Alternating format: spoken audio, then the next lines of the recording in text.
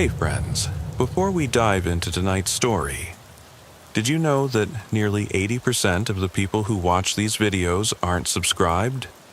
If you're enjoying this kind of content, consider hitting the subscribe button. It really helps a lot, and it keeps these long stories going. Also, I'd love to hear from you. What time is it right now where you are, and which city are you listening from tonight? And if these stories help you sleep, feel free to tap the thanks button to support the channel. It truly means a lot. All right, let's get into it. I slid into the driver's seat of my cruiser at precisely 0012. The dash clock glowed an icy green, October 14th, 2002. My breath fogged the windshield, and I cracked the heater vent to chase back the chill. I'm Officer Mark Sullivan, Badge 412, Maple Ridge Police Department. Population, 1,600 and change. The call had come in just minutes earlier. Disturbance at Red Lantern Diner, half-dressed male attacking vehicles. I'd heard worse on graveyard shift, but something about the word attacking in that deserted stretch of Highway 99 felt off. My hand hovered over the radio button as I pulled out, anticipation tightening around my ribs like a vice. I clicked, Sully 1 to dispatch, responding to Red Lantern, ETA 2 minutes. Static, then the faint hiss of the dispatcher. Nobody was around to back me up until at least 10. Streetlights flickered in and out through the mist. The road was slick from earlier drizzle, and as I eased past the last cluster of pines, I thought about home. Warm bed, engine off, lights down low. But duty called. The diner's neon sign buzzed ahead, red letters half burned out, casting a pulsing glow across the deserted lot. I killed the cruiser's engine, heart thundering louder than any motor. With my flashlight in one hand and taser in the other, I slipped out onto gravel. The air tasted of damp earth and stale grease. Somewhere, a loose gutter jangled in the wind. I pressed my shoulder against the doorframe to peer inside. Booths empty, coffee cups wiped clean, the counter glinting under fluorescent tubes. No flicker of movement. Around the side, headlights revealed him. A man in ragged jeans, no shirt, pacing like a caged animal beside a battered Plymouth. His skin was pale under the lights, sweat beaded at his temples despite the chill. He jabbed at the car's hood, scraping metal with dirty nails, eyes rolling, wild, unfocused. I swallowed and called out, voice flat but firm. "Sir, Maple Ridge PD, step away from the vehicle." He froze mid-scratch, head whipping toward me. Pupils blown wide, that glassy sheen in his eyes made me think of a cornered animal.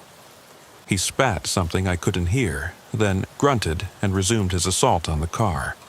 Every instinct screamed to back off. I clicked my mic. Backup needed. Possible violent subject under influence. Stand by. The response crackled through my earpiece. Copy, Sully 1, ETA 10 minutes. I exhaled, frosting the collar of my jacket. In that moment, alone under that buzzing neon sign, adrenaline pumped so hard I swore I could taste it. I took a half step forward, aiming the flashlight at his chest to show my position. "Hey," I said, "step away. We're here to help." He turned fully, arms raised like he'd been challenged to a fight. He snarled, the words barely coherent. "They're coming." His voice trembled with panic and rage. I recognized the signs. This wasn't booze or meth. Years on night shift, I dealt once before with PCP-induced psychosis. The rigid posture, frantic movements, superhuman strength. My knuckles whitened around the handle of my flashlight. In training, they'd drilled into us. Verbal de-escalation first, offer help. So I steadied my voice. "All right, I need you to calm down. Sir, you're safe here. Help is coming." He paused, breathing so hard steam rose from his lips. Then he bolted, sprinting at me with an inhuman roar. My heart leaped. I fired the taser. 2 prongs sizzled through the air but missed by inches. He kept coming. I slammed into him, flashlight whirling like a baton. He brushed it aside, hands reaching for my holster. Panic flooded me. I spun, dropping to one knee, twisting my wrist so my retention holster locked tight. His fingers scraped leather, then metal. I snapped my legs out, tripping him over the car's threshold. He hit the pavement with a thunderous crack, gravel embedding in his skin. But he was up again in an instant, eyes blazing, rage renewed. The fight blurred. 1 second I was on my feet, the next flat on my back, his weight pinning me to cold stone. Every breath felt like shards of glass in my lungs. My radio lay forgotten on the hood, crackling. I lunged for it, but he swatted it away. Pain screamed in my shoulder where he'd kicked. My jacket split open, bruises already blossoming. Somewhere in the din, the diner's neon sign blinked, casting long shadows across our struggle. I fought to push him off, each shove sending agony through my bruised ribs. My world narrowed to his wild eyes and the iron taste of fear in my mouth. Just when I thought I'd be crushed, headlights carved through the fog. Back up. 2 cruisers screeched in beside us, doors flinging open. Officer Ramirez and 2 others tumbled out, voices shouting commands. The man snarled and swung a fist. 1 cop hucked a stun grenade. The flash and pop stunned us both. I seized the moment, hooking my arm under the suspects and rolling him away. Gravel bit into my palms, blood cactus pricking every knuckle. He howled as cuffs snapped onto his wrists. A paramedic unit pulled in behind, lights pulsating. I shoved myself up against the Plymouth, body shaking so hard I could barely stand. They lifted him with straps, tucking him into a gurney. His eyes locked onto mine, glowing with a feral intelligence. "They're watching," he rasped, voice thin as ice. Paramedics injected sedative. His limbs went slack. I watched until he was loaded into the ambulance, siren wailing off into the night. My legs gave out and I collapsed against the car, panting, ribs heaving. The neon sign flickered once more and died, plunging the lot into blackness. My mic crackled. "Sully 1 to dispatch. Suspect in custody, ready for transport." My voice trembled. "Copy," came the reply. "Good work." I sat there for what felt like hours, staring at the empty lot. The diner's door stood silent, windows dark. Somewhere inside, the coffee machine hissed. Wherever it was, it sounded off, like something alive. I closed my eyes, picturing that man's gaze, wild and haunted. My radio lay dead on the asphalt. And far in the distance, beyond the reach of every flashlight, I heard a single voice crackle. "Please, don't leave me here." A whisper that wasn't in my ear, but beneath my skin. The ambulance doors slid shut behind the stretcher with a pneumatic hiss that echoed through the empty lot. I pressed my shoulder into the Plymouth's hood to hoist myself up, every muscle blazing with protest. The night air had turned colder, the mist gathering like a shroud around the scene.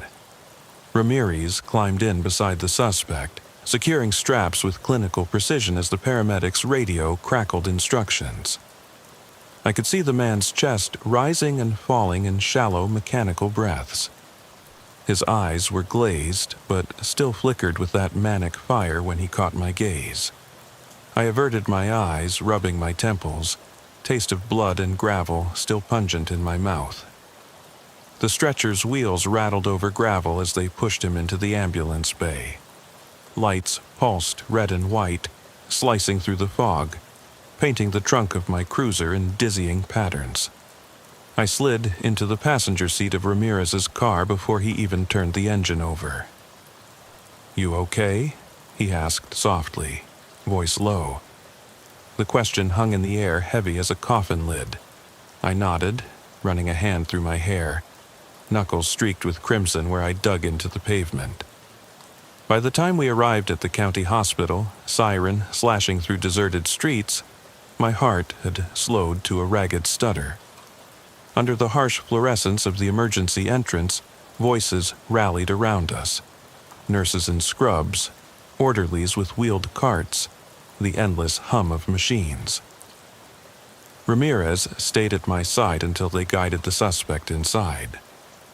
I watched through the glass doors as they stripped him of restraints, attached IV lines, and ordered a barrage of blood tests. Only then did I allow myself to breathe.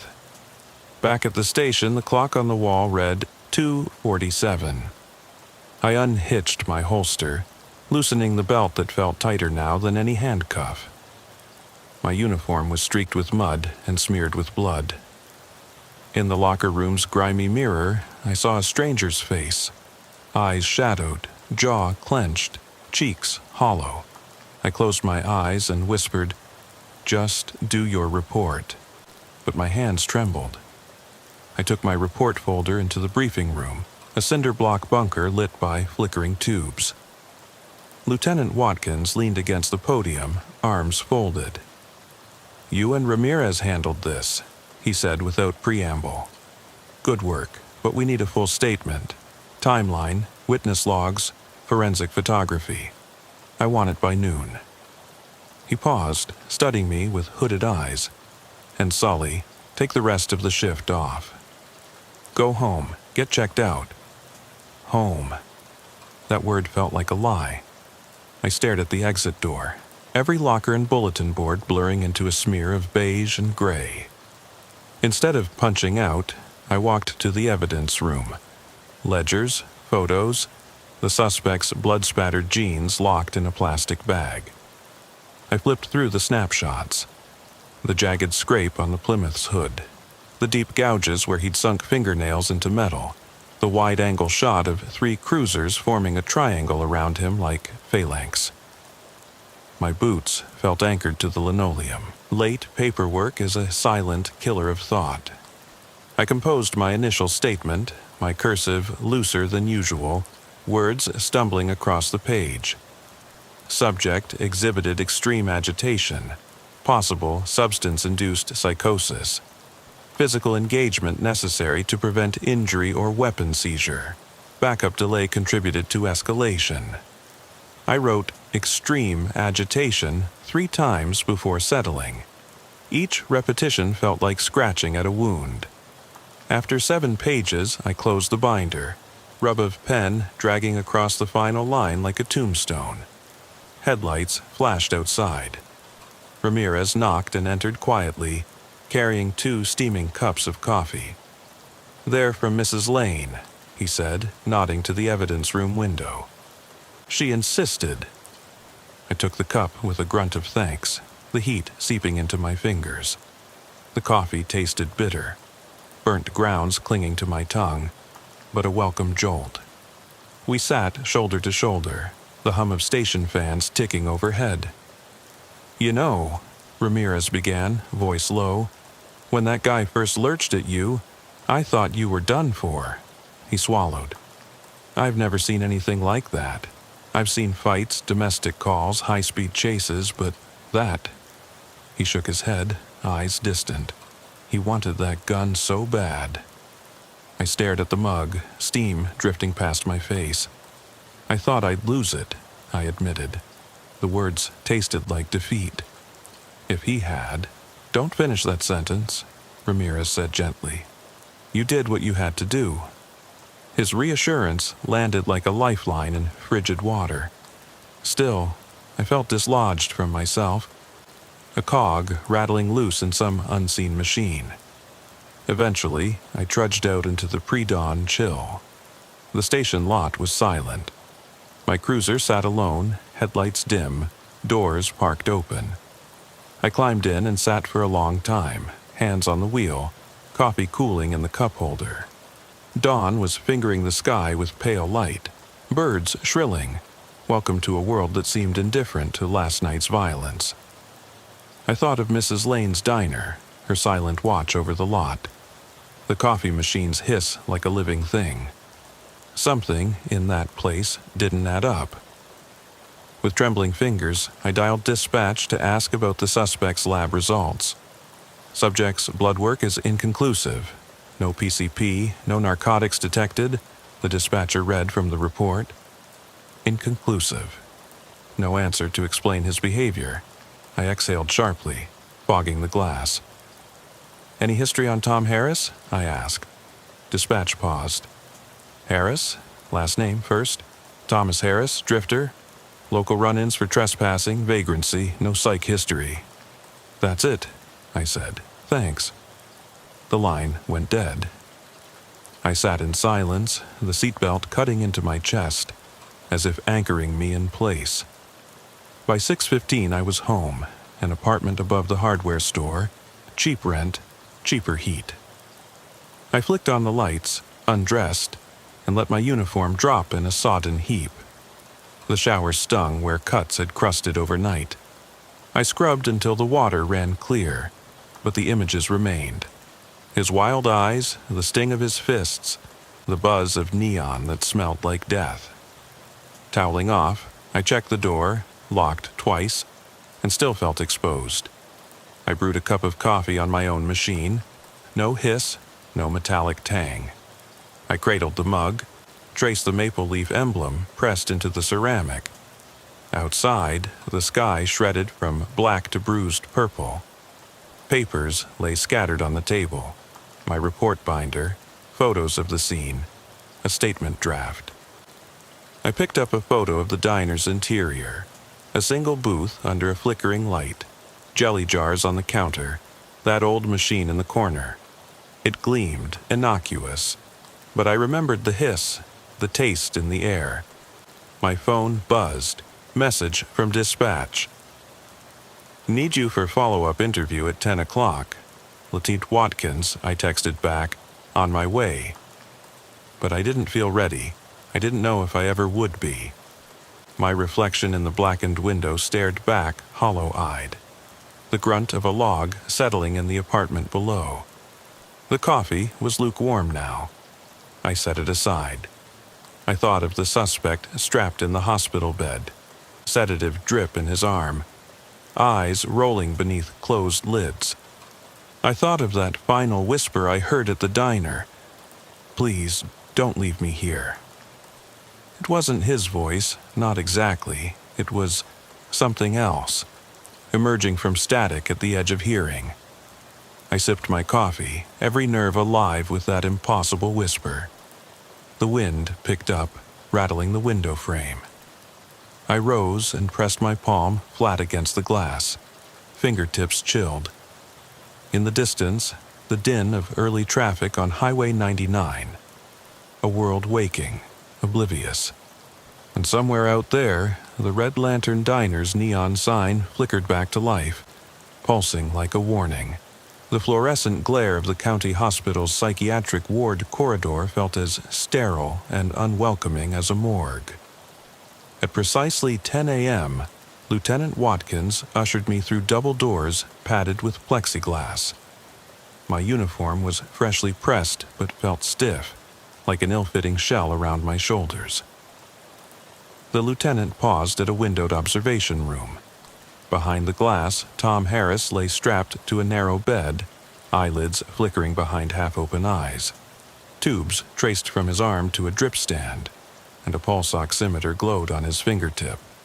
Psych consult says he's stable enough for an interview, Watkins said, voice low. But you need to be prepared. He's unpredictable. I swallowed. The adrenaline that had pulsed through me all night was ebbing, leaving a hollow ache. Got it, I replied. The lieutenant nodded, then slipped away, leaving me alone in the bleak hallway. I tapped the observation room door's intercom. Officer Sullivan, PD, requesting entry. A soft buzz. The door slid open. I stepped inside, the air smelling faintly of antiseptic and desperation. Harris's bed faced a mirrored wall. I could see my reflection beside him, dark circles under my eyes, shoulders slumped. I cleared my throat. Mr. Harris? Thomas? My voice sounded distant. He propped himself on one elbow, gray eyes tracking me. Why are you here? He rasped. His voice was thin, labored. I'm sorry. Tom, I said quietly, pulling a folding chair toward the foot of his bed. I need to know what happened. You were found attacking vehicles at the diner. Care to tell me why? I kept my tone measured. In training, they said calm questions can de-escalate even the most agitated. He blinked slowly, as though waking from a dream. They came for me, he whispered. They brought me back. My skin prickled. Who's they? He shook his head, breathing ragged. The ones who remember me. His hand twitched, fingers brushing at the sheet as if warding off an insect. I leaned forward. Tom, you're safe here. Help is coming. His gaze flicked to the drip bag and back to me. Help. The word trembled from his lips like a curse. I flipped open my notebook. When did you last remember being safe? He closed his eyes, brow furrowing. Before the coffee. My stomach sank. Coffee? His eyes flew open, pupils contracting, that familiar haunted sheen returning. Red Lantern coffee. It's changed. His voice rose, pitched with panic. You don't know. You don't. He thrust himself upright, straps cutting into his wrists. A nurse's voice crackled through the intercom. Officer, he's agitated. I'm going to sedate. I held up a hand. Wait. I needed more than sedatives. Tell me what you remember. The lights overhead hummed. A silence thick enough to strangle. Then Harris leaned back, head lolled, breathing slowing. The sedative's tug was already winning. It's wrong, he murmured. Feels alive. His eyes closed. I watched until his breathing steadied, then rose and left the room, heart drumming an uneasy rhythm. Outside, Watkins waited. How'd it go? I rubbed my temple. He thinks the coffee's different, like it's alive or something. The lieutenant's lips pressed into a line. His blood work was clean, but his organs might still react to contaminants. Heavy metals? Pesticides. We'll send samples. He turned and walked down the hall. I trailed behind, mind spinning, alive. The diner's machine, the hiss. That final whisper. Please, don't leave me here.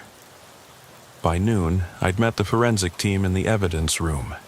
Inside, beneath a harsh bulb, sat the suspicious coffee machine's water reservoir, drained and bagged, and 2 vials taken from my blood, odd particles floating like dust motes. Dr. Haley, the county toxicologist, peered through a microscope. Preliminary results show elevated levels of thallium and traces of an unknown alkaloid. Her eyes lifted. Thallium poisoning can cause delirium, hallucinations. That alkaloid, we've never seen it. I've sent it to the state lab. I swallowed.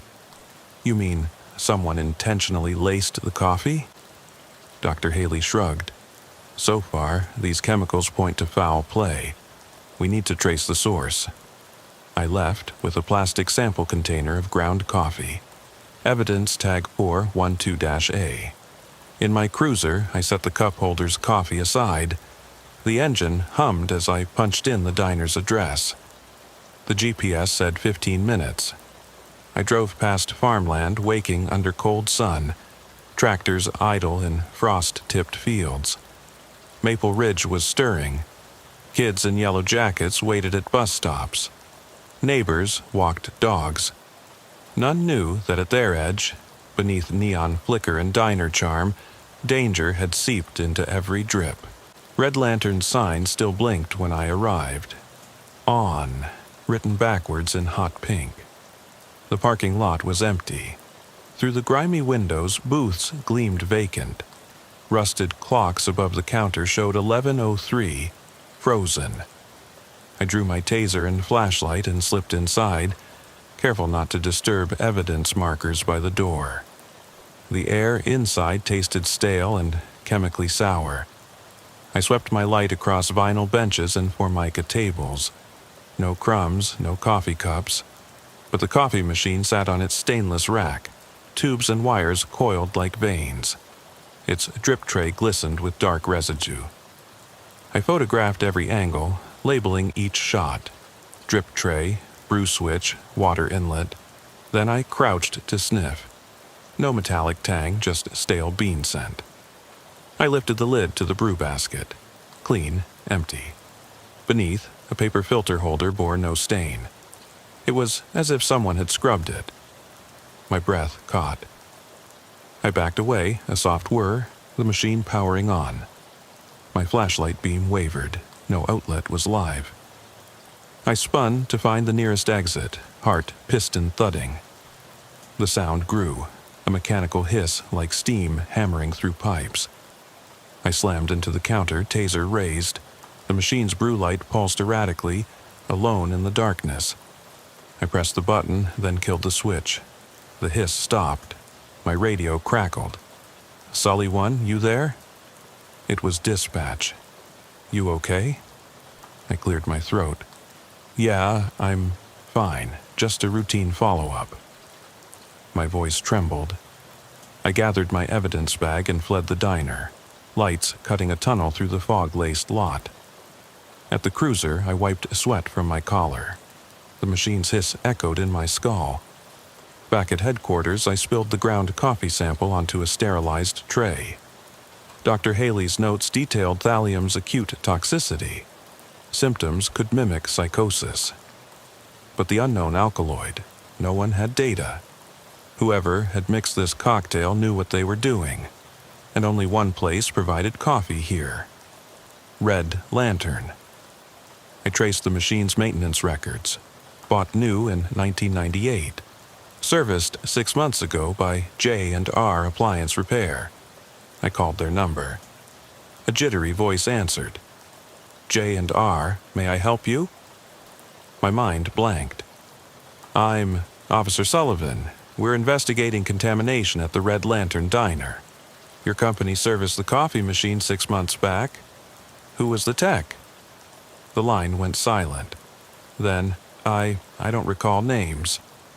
"We rotate staff, but nothing unusual. Just routine cleaning," I pressed. "Any signs of tampering? Replacement parts?" Long pause. "Number we replaced a gasket, standard part." I hung up, number in my call log, routine, standard. Everything so impeccably normal. By late afternoon, I'd compiled a spreadsheet of possible suspects. Diner employees, maintenance techs, local chemists, but nothing jumped out. Meanwhile, my own symptoms flared. Tremor in my left hand, dull ache behind my eyes. I snapped off a quick scene photograph, hoping I wasn't overreacting. But I knew better.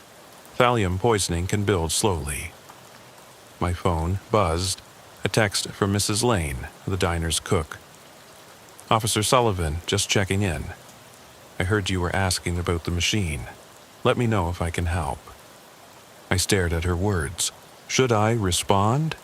Every instinct screamed caution.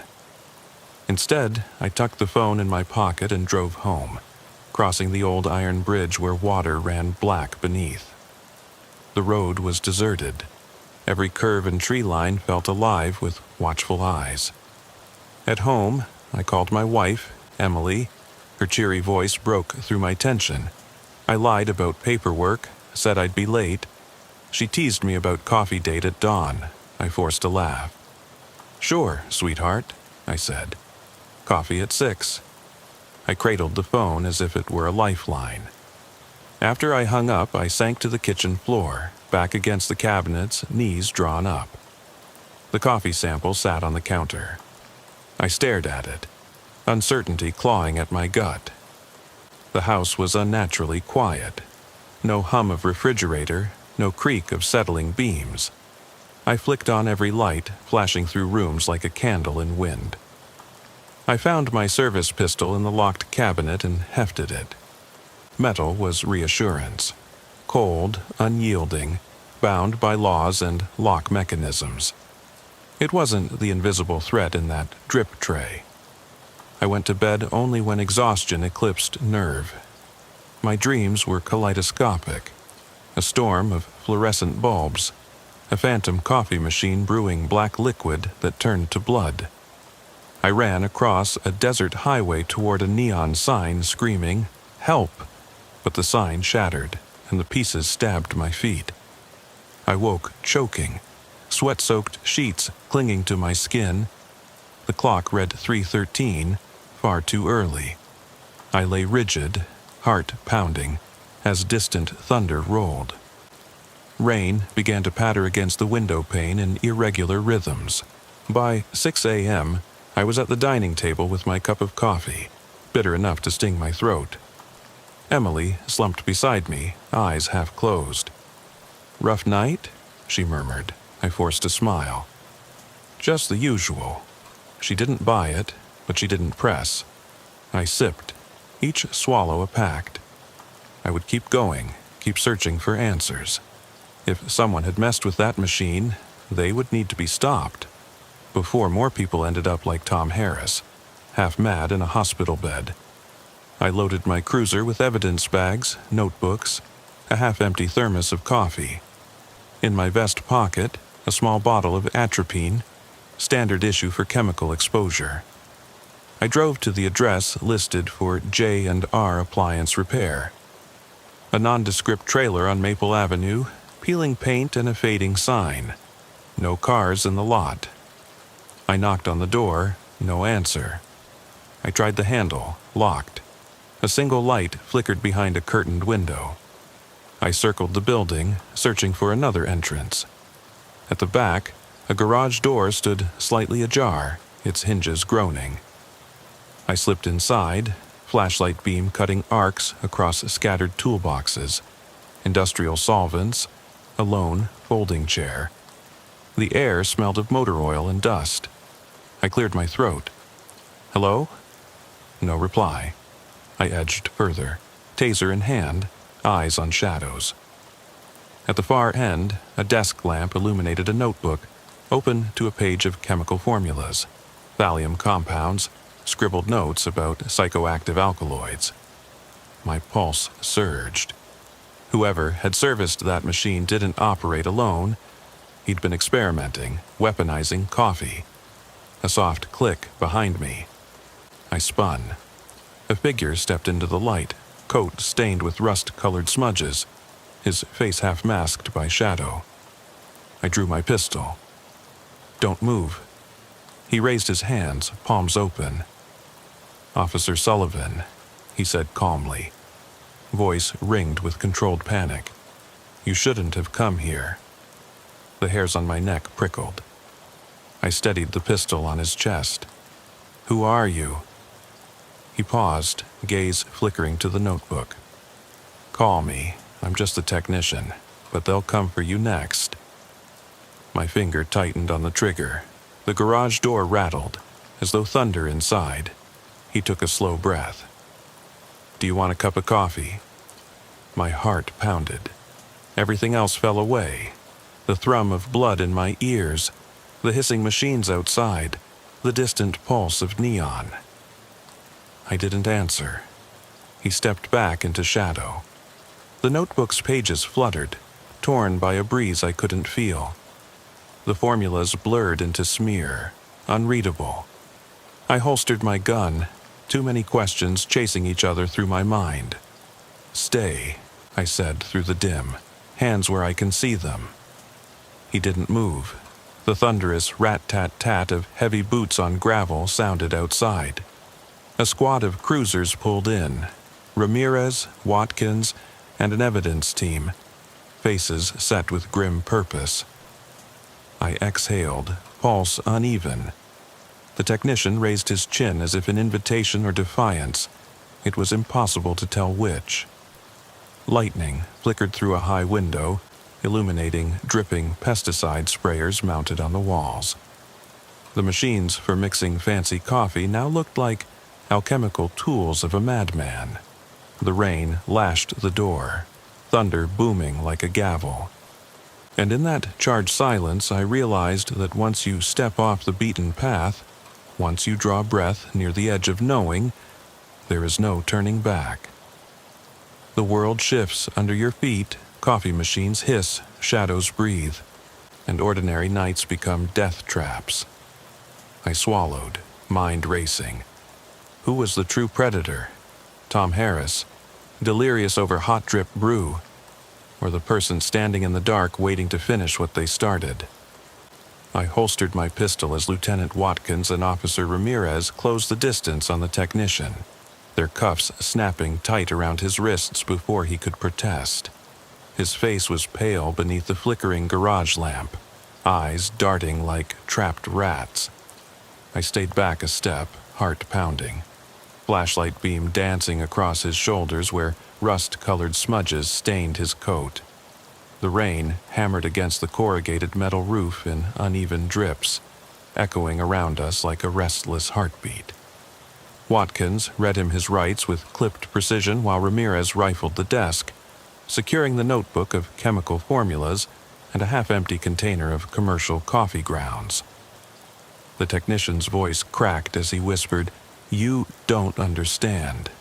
It wasn't supposed to end like this."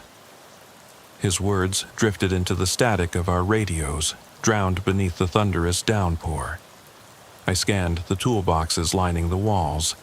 Sprayers, solvent cans, a solitary gas mask hanging like a grim sentinel.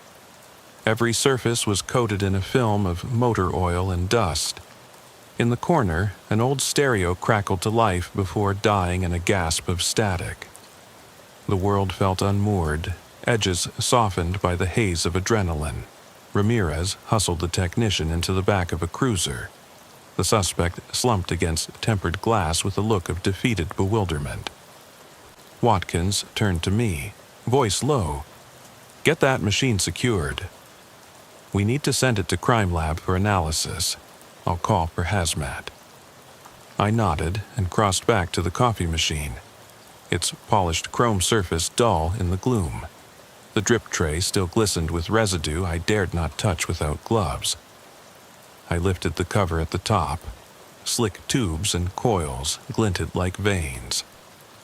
I snapped photographs, labeling each 412-M1, careful not to disturb the evidence markers already placed by the techs. Lightning glinted through the high window, illuminating the machine's front panel. Brew switch, power light, water gauge. I tested the brew switch again. It clicked, but no hiss followed. The wiring looked intact. Whoever had wired it to deliver thallium or that unknown alkaloid had done it inside the reservoir or water line, not in the control panel. I slipped on nitrile gloves and pried open the reservoir cap. Water pooled inside, its surface oily and tinted a dull gray. I collected a sample into a sterile vial and tagged it 412-W1, then wiped the exterior with a swab, bagging the swab strip as 412-S1. Outside, sirens faded into the night. The rain had slowed to a spatter, but the mist clung low across the lot, curling around my boots. I paused at the garage door, leaving the machine under yellow crime scene tape. Under my breath, I muttered, "One machine. But how many more?" I thought of every diner and cafe in this county, and beyond, with the same model I'd seen here. A network of machines, each quietly dispensing tainted coffee to unwitting victims. The realization hit me like a freight train. Ramirez flagged down a hazmat truck as I climbed into my cruiser. The tech was already handcuffed in the back, eyes hollow. I slid behind the wheel and radioed dispatch. Sully 1, Station 2. Hazmat on scene. Suspect in custody. Sending evidence back to lab. Over. Static crackled. A calm voice replied, "Copy that, Sully 1. Good work. Be advised, lab will expedite tests. Keep me posted." I killed the engine and sat in the dark for a moment, listening to my pulse, tasting copper on my tongue. The drive back to headquarters was a blur of wet pavement and yellow streetlights, my mind looping over every detail. The technician's eerie calm, his warnings, the notebook's formulas. I pulled into the evidence garage, joined by Watkins. We watched hazmat suit-clad technicians seal the machine in a containment crate. Watkins exhaled, shoulders sagging. "We'll know soon enough," he said. "If this was deliberate, there's a hell of a case here." I nodded, but my gut twisted. "I can't shake the coffee taste," I admitted. "Feels like it's still in my mouth."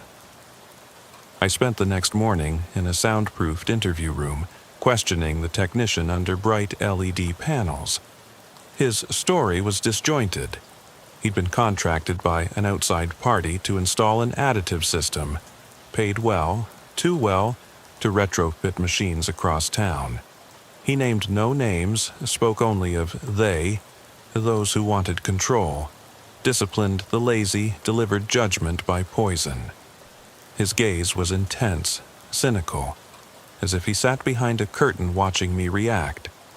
Every denial and evasion only deepened my suspicion. This was bigger than Maple Ridge. By afternoon, I returned to Mrs. Lane's diner, determined to find anything she'd overlooked. She met me at the door in her flour-speckled apron, hands pressed against the counter like she braced for impact. Her eyes were red-rimmed, but wary. "Detective Sullivan," she said quietly. "Coffee?" She gestured to a fresh pot. I hesitated, hand hovering over my taser strapped at my hip. "Milk and sugar," I replied, voice clipped. She poured, careful hands shaking slightly. The steam rose in soft whirls and the smell was familiar, not metallic, but rich, sweet, almost comforting. I lifted the mug with gloved hand and inhaled. No chemical undercurrent, just warm roast. I took a cautious sip. It was exactly like any diner coffee I'd ever tasted, uncomplicated. My shoulders sagged. "It tastes fine," I murmured. Mrs. Lane watched me, expression unreadable. "We got a new supplier a month ago," she said. "Local roaster. You can meet them if it helps." I nodded, setting the mug down. "Thank you." Back in the cruiser with that sample, I realized how eager I was to believe the contamination ended at the machine in the garage. But science doesn't bend to wishful thinking. I drove the last sample to the lab myself, heartbeat keyed to the drip of each raindrop off the roof. The chemist greeted me with a nod, took the grounds, and closed the door. That evening, alone at home, I tried to sleep but found myself staring at the ceiling. The notebook's formulas spilled behind my eyelids, thallium sulfate, atropine antagonists, an unidentified alkaloid-coated X17. I rolled onto my side, blanket tangled around my legs. The clock read 1:37 a.m. I forced myself up, brewed a cup of coffee in my kitchen, my own, untainted machine, then brought it back to bed, wrapping the mug in my hands. The warmth soothed me, but every sip reminded me how close I'd come. My phone buzzed on the nightstand, an email from the state lab. My eyes stung as I flipped on the lamp. Lab reference number S412, alkaloid X17 identified as derivative of ergotamine, potent neurotoxin. Combined with thallium, produces progressive psychosis and motor hyperactivity. LD50 threshold approximated at 0.02 milligrams per kilogram. Detected in hair follicles of 2 additional individuals from Ridgeview Diner. My breath caught. Ergotamine, a fungus that grows on rye bread, historically linked to mass poisonings and hallucinations. 2 more victims. Ridgeview Diner, sister to Red Lantern in design, same model coffee machines. The network was real. The poisoners had reached further than I feared. In that moment, I realized the scale of what we faced. Not a lone madman, but a calculated operation. Targeted, methodical, terrifying. I sank to my knees, coffee splashing onto the carpet. The mug shattered, ceramic fragments and dark liquid pooling beneath me. My head throbbed, vision swimming. The last thing I remember before darkness claimed me was the echo of that hissing machine, the drip of contaminated coffee tracing a path through my life. They found me in the morning, cold, delirious, eyes fluttering beneath shut lids. My wife called 911. They arrived with paramedics who reversed the poisoning with atropine and chelation therapy. In the hospital, I kept drifting in and out, a haze of alarms and fluorescent strips overhead. Watkins and Ramirez visited, grave-eyed behind plexiglass.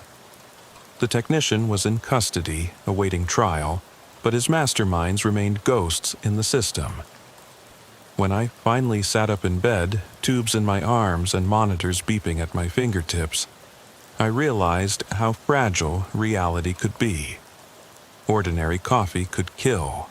Machines humming in lonely diners could become instruments of horror.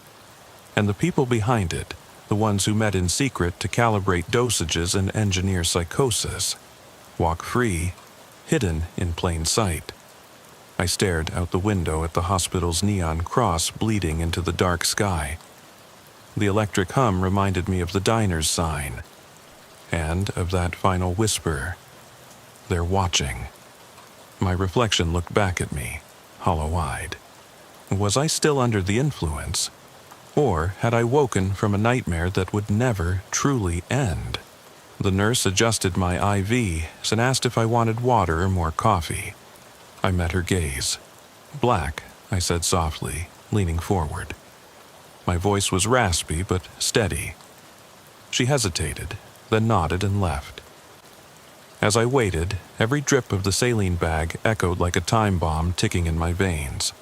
My phone lay on the bedside table, untouched messages from Ridgeview, from dispatch, from friends asking how I was.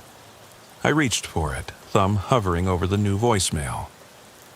And somewhere beyond the glass and steel, coffee machines clicked on and off in empty diners, dispensing hope and terror in equal measure.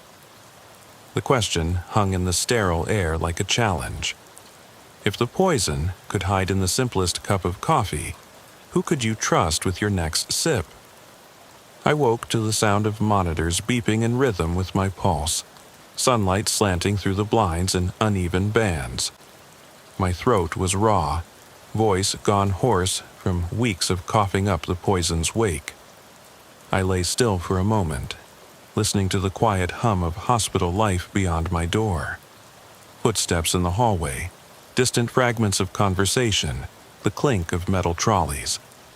My fourth line tethered me to this sterile bed, but every inch of my skin felt electric, as if memories of that first night had etched themselves into my nervous system. When the nurse came in at shift change, I asked for black coffee. She hesitated, then nodded and left. I closed my eyes against the memory of that hissing machine. Hours later, she returned with a disposable cup from the hospital cafeteria. I cradled it between trembling hands, inhaling the familiar aroma, a halo of warmth in my palms. Only when I was certain it was safe did I sip. Bitter, dull, perfectly ordinary. Lieutenant Watkins visited that morning, his face stubble rough and eyes heavy. He pulled up a chair. "We got a few more leads," he said quietly. The state lab traced the alkaloid's precursor to a research facility in Seattle. Someone ordered small batches of ergotamine compounds under an alias. He slid a printout across the bedside table. Shipping logs, partial addresses, code names. I squinted, trying to make sense. They used the same alias to book 3 rooms at Motel 6 in Grants Pass, Medford, and here in Maple Ridge, all within 2 weeks of the first poisoning. He tapped the paper. They were setting up a network. My stomach turned. The scale was worse than I'd feared. "You think there are more machines out there?" I asked. He exhaled. "Every diner, every cafe, anywhere that chain model was common, someone could be waiting." he stood. "Once you're cleared, I want you back on cases. But maybe something with less hospitality." His thin joke landed awkwardly. I forced a nod. When he left, I stared at the cup until it had gone cold. I checked out that afternoon, pale as a ghost, but determined. Emily met me at the entrance, worry etched on her face. I hugged her, arms heavy, breathing in her scent. "I'm okay," I whispered, but in my mind I replayed the moment I collapsed. The whir of the machine, my vision tunneling, that final drip echoing in my ears. Back home, our kitchen felt like a safe haven. I locked the door, drew the blinds, and brewed coffee on my own machine. No chance I'd risk a single cup anywhere else. As I poured, my phone buzzed. An anonymous tip forwarded by dispatch. "Check Victor's Cafe on Highway 199, same machine model." I looked up at Emily. She tracked my gaze, eyes wide. "I'm going," I said. "I have to." The drive south was restless. Wipers swiping rain into smeared arcs. My knuckles white on the wheel. Victor's Cafe sat at a lonely intersection, white clappered walls and string lights unlit. I parked under the awning and approached on foot. Badge clipped to my belt, taser and gloves ready. Inside, the bell above the door jingled. The place was empty but for a lone barista mopping floors, young, dark-haired, startled by my arrival. "Officer Sullivan, Maple Ridge, PD," I said quickly. "I need to inspect your coffee machine." He hesitated, face going pale. Sure, it's right here." He led me to the back counter. The same model, chrome and steel, sterile yet ominous. He fumbled with the buttons. "We just got it 6 months ago. New supplier, Townsend Roasters in Seattle." I nodded, observed, no signs of tampering. Reservoir cap threaded tightly, filter basket empty. I swabbed the reservoir, bagged the sample. Then I noticed a small engraved plate at the machine's base. Service by J&R Appliance Repair, May 3rd, 2025. My blood ran cold. I turned to the barista. "Who serviced this?" He swallowed. No idea. Our manager called them." I pulled out my phone. "What's your manager's name?" He shook his head. "She left last week, took a job in Medford." I thanked him, tucking my notes away, and slipping back into the rain. By dusk, I was back at the station, drenched and wired on adrenaline. I paced the briefing room as Watkins and Ramirez mapped out our next move. "That cafe ties into Seattle shipping, Grants Pass bookings, now here," Watkins said. He tapped the map. "They're building a chain, modular poisoning. If we can identify the funding, we can trace the masterminds." He looked at me. "You up for a stakeout?" I pressed my lips tight. "I don't know if I can." "Without coffee," Ramirez grinned. "We got thermoses." The three of us piled into an unmarked car and headed back to Grants Pass. Night had fallen, rain smearing streetlights into orange halos. We parked across from the Grants Pass Inn, the third motel on the aliases list. The neon sign flickered in the mist. Vacancy. Below, it sat a small cafe, windows taped, sign reading Innergrin Coffees. A single light glowed inside. We waited in silence for hours. My senses sharpened. Every footstep, car door click, drip of water from the eaves. Ramirez sipped from a thermos. I stared at the cafe's door, willing it to open. Nothing. Just the rain, the hum of distant traffic, the tick of the clock above the cafe entrance. At 2:13 a.m., a shadow moved inside. A man in a dark parka emerged, coffee cup in hand. He glanced around before slipping behind the building.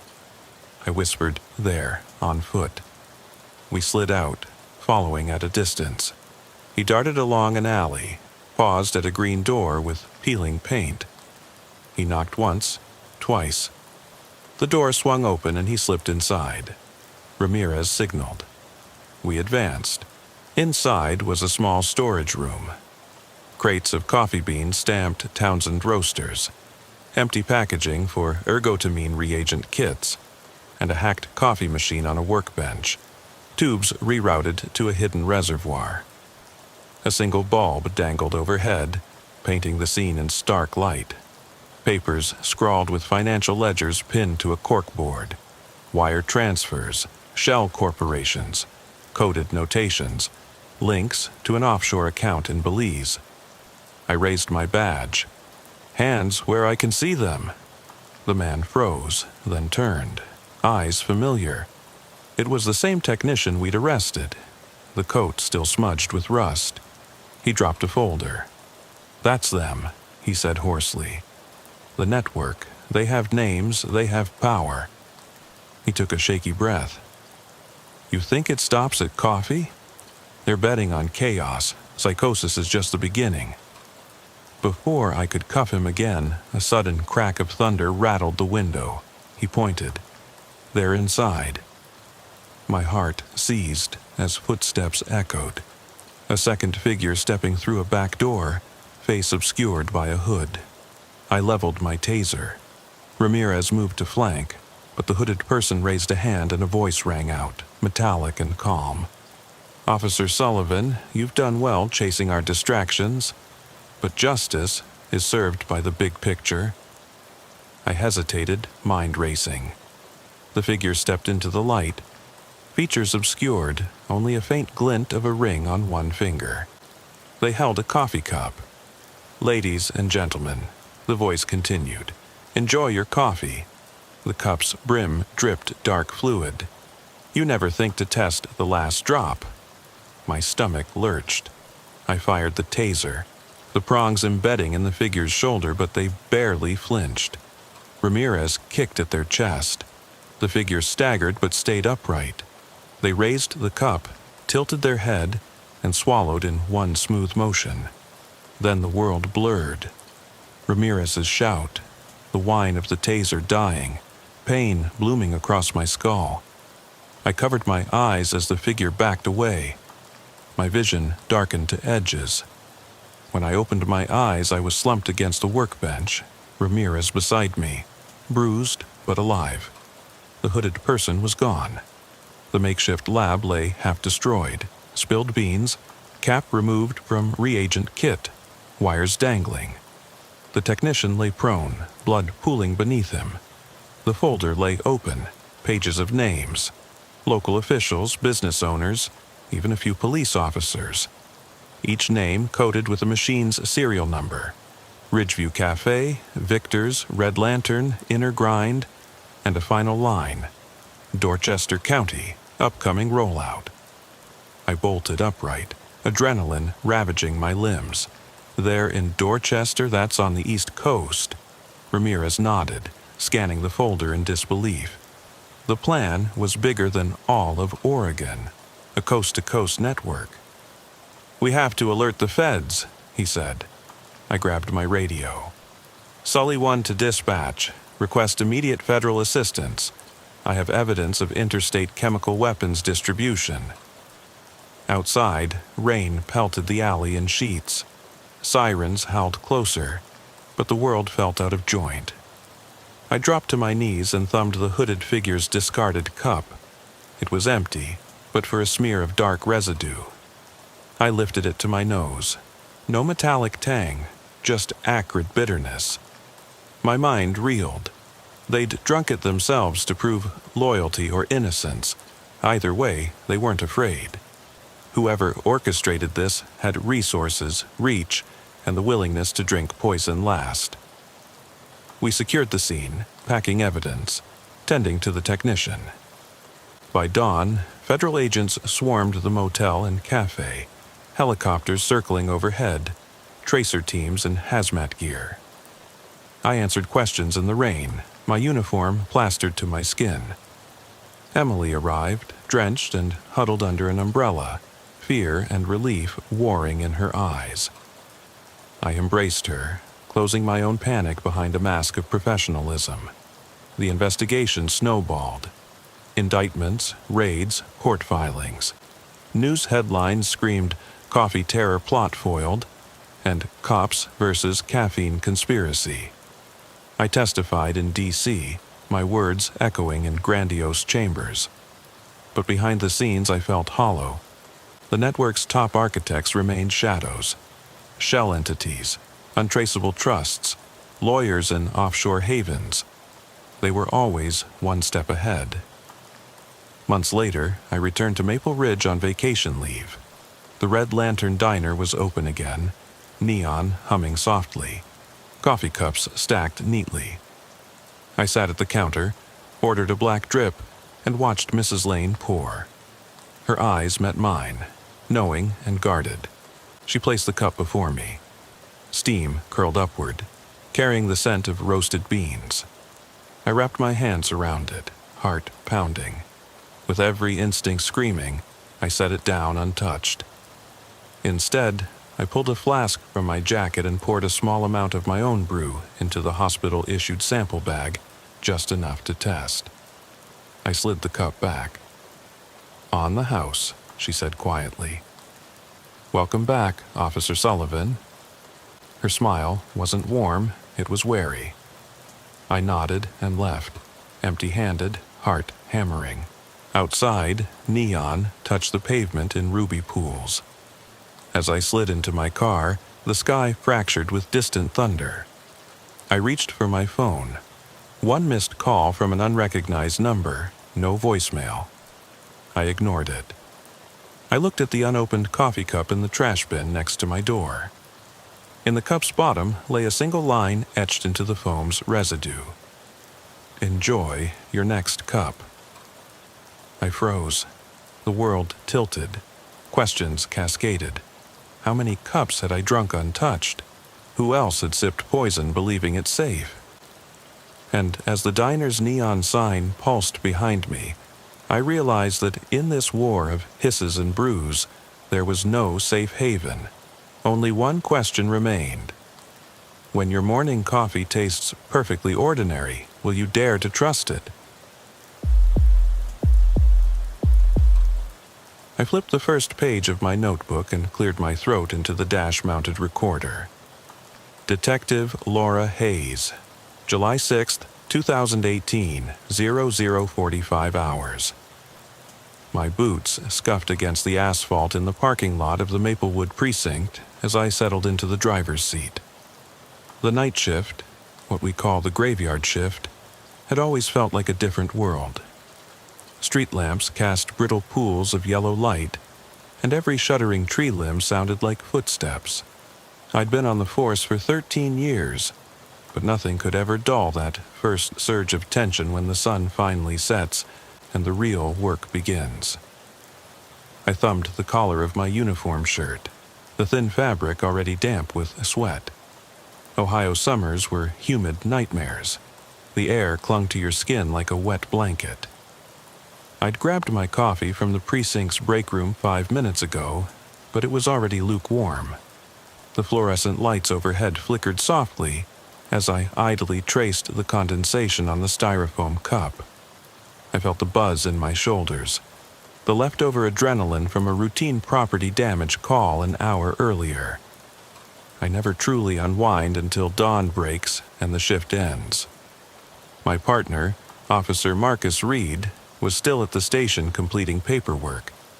He'd asked if I needed backup tonight, standard protocol, but I assured him I had it under control. Backup never came fast enough when it counts anyway. Solo patrol was part of the job. When you're the first one on scene, you only have yourself to rely on. At 00:52, the radio crackled. All units, domestic disturbance in progress. Possible shots fired. Location 130 Crestwood Drive. Respond. Code 3. My grip tightened on the steering wheel. 10-4, I replied, switching on the siren. The black and white leapt forward, its red and blue lights dancing off the low-hanging eaves of suburban homes. The engine's roar was my forward heartbeat, as I accelerated down Elm Street, the tires whining against the asphalt. Crestwood Drive was a narrow cul-de-sac lined with maple and oak trees, their branches arching overhead like gnarled sentinels. At the center stood a 2-story ranch house, number 130, its vinyl siding streaked with rain from last night's storm. A single balcony jutted out above the garage, white railings now glinting under my spotlight. The entire street felt frozen in that moment. A deer statue in a front yard, but one glance at the swirling blue light told me it was anything but peaceful. I throttled the engine to a stop 10 feet from the curb, killed the siren, and grabbed my flashlight and radio mic. The beam cut through the darkness, revealing a scattering of gravel on the lawn, tiny stones stained pink. I crouched low, edged toward the house, and called out, "Maplewood PD." "Detective Hayes." Silence answered me, thick like cotton. Then came the telltale sound, the clack of shoes on wood above, quick and panicked, like someone trying not to be heard. My heart pounded. Standard approach would be to wait for uniformed units, but the dispatcher's tone meant there was already chaos inside. I edged up the front steps, my flashlight trained on the balcony railing. The sliding glass door was cracked open, shards of glass slivered at our feet.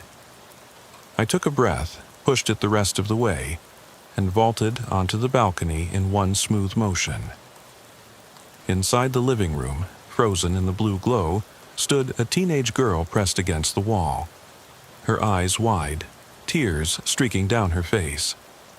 A man in his early 60s, white hair brushed back, held a revolver in a shaking hand. His knuckles were white, his chest heaved with every exhale. "Sir," I said, voice steady but clipped, "drop it. Now." He didn't move. His gaze flicked to the floor, then down, where something I hadn't seen yet lay sprawled. My stomach knotted. The girl, no older than 18, dressed in pajama pants and a tank top, scrambled forward. "Dad, please," she cried. "Jason, please, please stop." The man's breathing hitched. He lowered the gun an inch. That was all the hesitation I needed. I fired my taser at his center mass. 2 prongs arced through the air, connected, and his body convulsed. The revolver slipped from his grasp and clattered against the tile. He collapsed on his side, still twitching, the wheel of spent shells rotating beneath him like a rusted flower. I holstered my taser and stepped over to Jason Miller's body. He lay face down, one arm curled beneath his chest, the other splayed beside him. I flipped him onto his back. His wide eyes stared at the ceiling, glass fragments glittering in his hair. Crimson dyed the carpet and pooled around his shoulders. The cheap cotton of his polo shirt was torn. 2 ragged holes on the right side of his chest. Not mushroom-shaped entry wounds, but clean, precise holes from 3 8-caliber bullets. His breathing was shallow, labored. He was still alive. I grabbed my radio mic. "Dispatch, we need EMS immediately to 130 Crestwood. Victim is a male, 19 years old, 2 gunshot wounds to chest, conscious but unresponsive, possible internal bleeding."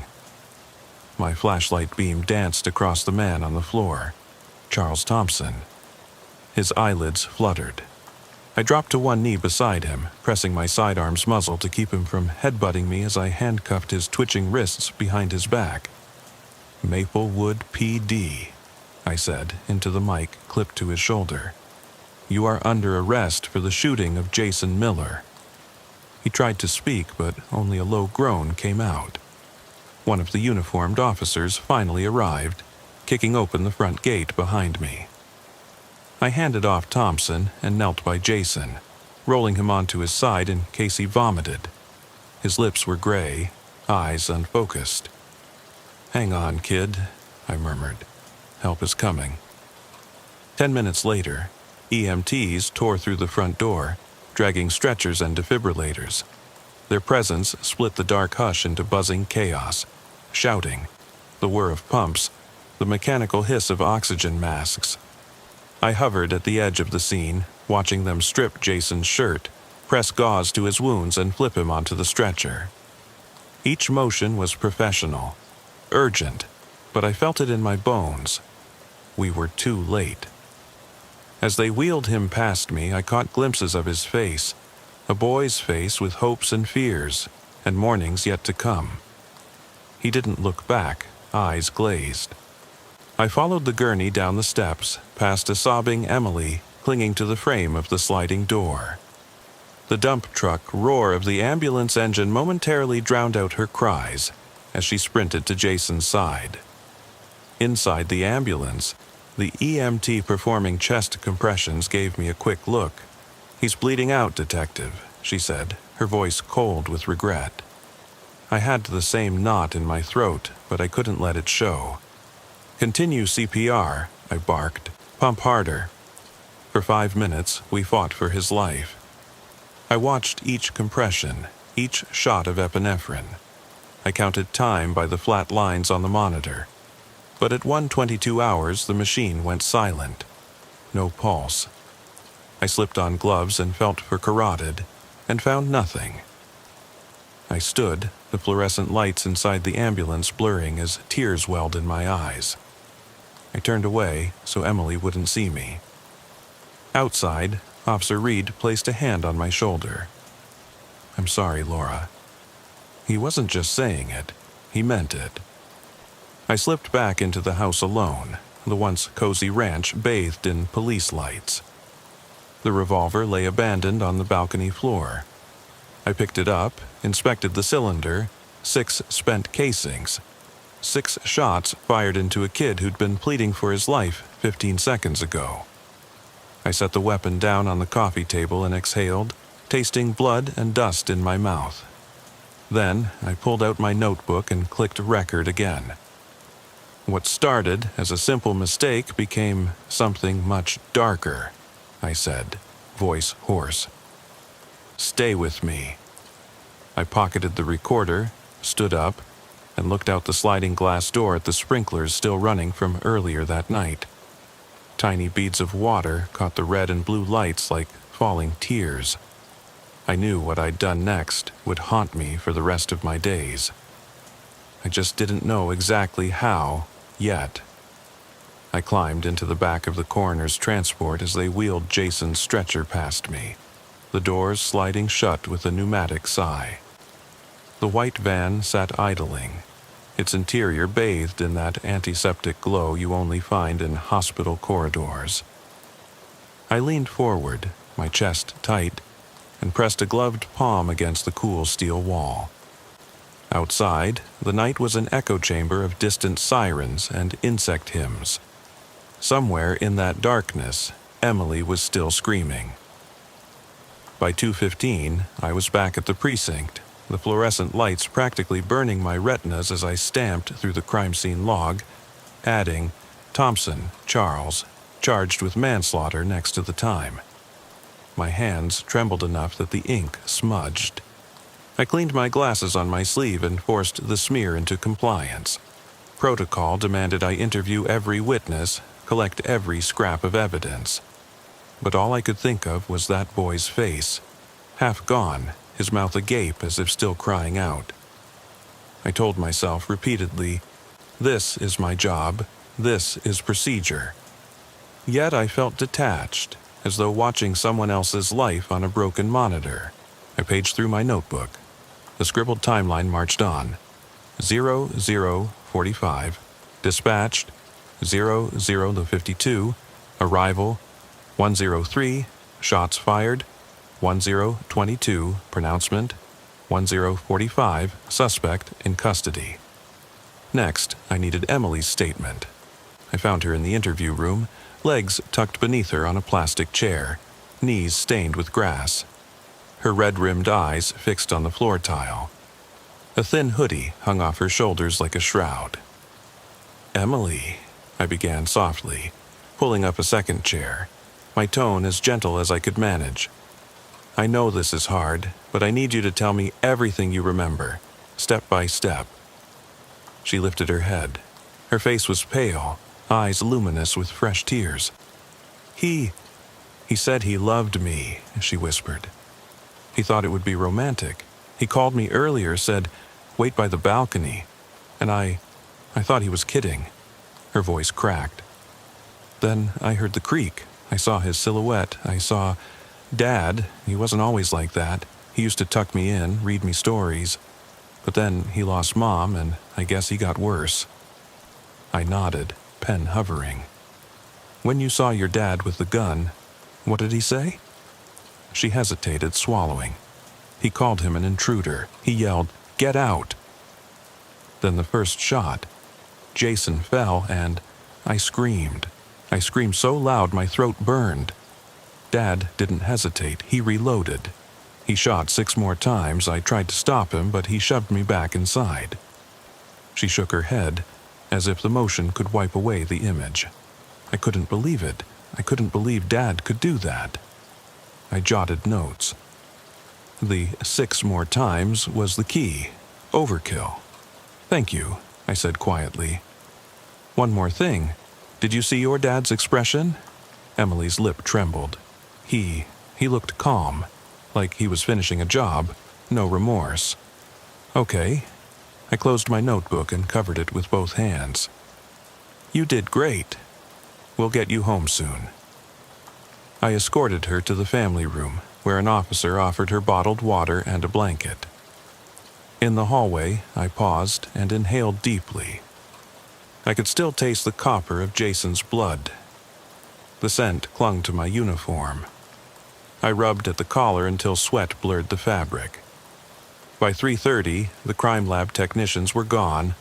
The forensics van departed under strobe lights. I walked the perimeter one last time. The shattered glass still glinted. The porch railing bore a fresh scuff. The grass, trampled into the shape of a boy's final landing, was matted and damp.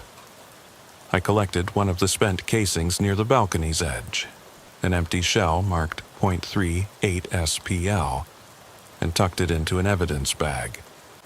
It would join the other 5 from the second volley. Our ballistic expert would compare rifling marks later, but Charles Thompson's thumbprint was already on the trigger. When I finally cleared the scene at 4:05, dawn's first gray tinge was creeping into the east. The cicadas had fallen silent, replaced by the low hum of traffic engines starting for the morning commute. I shook my head, trying to dislodge the ghosts that clung. My partner Marcus was leaning against my cruiser, sipping cold coffee from a styrofoam cup. "You okay?" he asked, voice tight. I exhaled. "That kid didn't deserve that." Marcus nodded. "I know." He keyed his radio. "Dispatch, 10 to 8, Hayes 10 to 8. I felt my own knuckles whiten as I gripped the mic. The radio crackled. "Copy that, Detective." We drove back to the station in silence. The sunrise was a pale witness to our exhaustion. I clocked out of the night shift report without glossing over anything.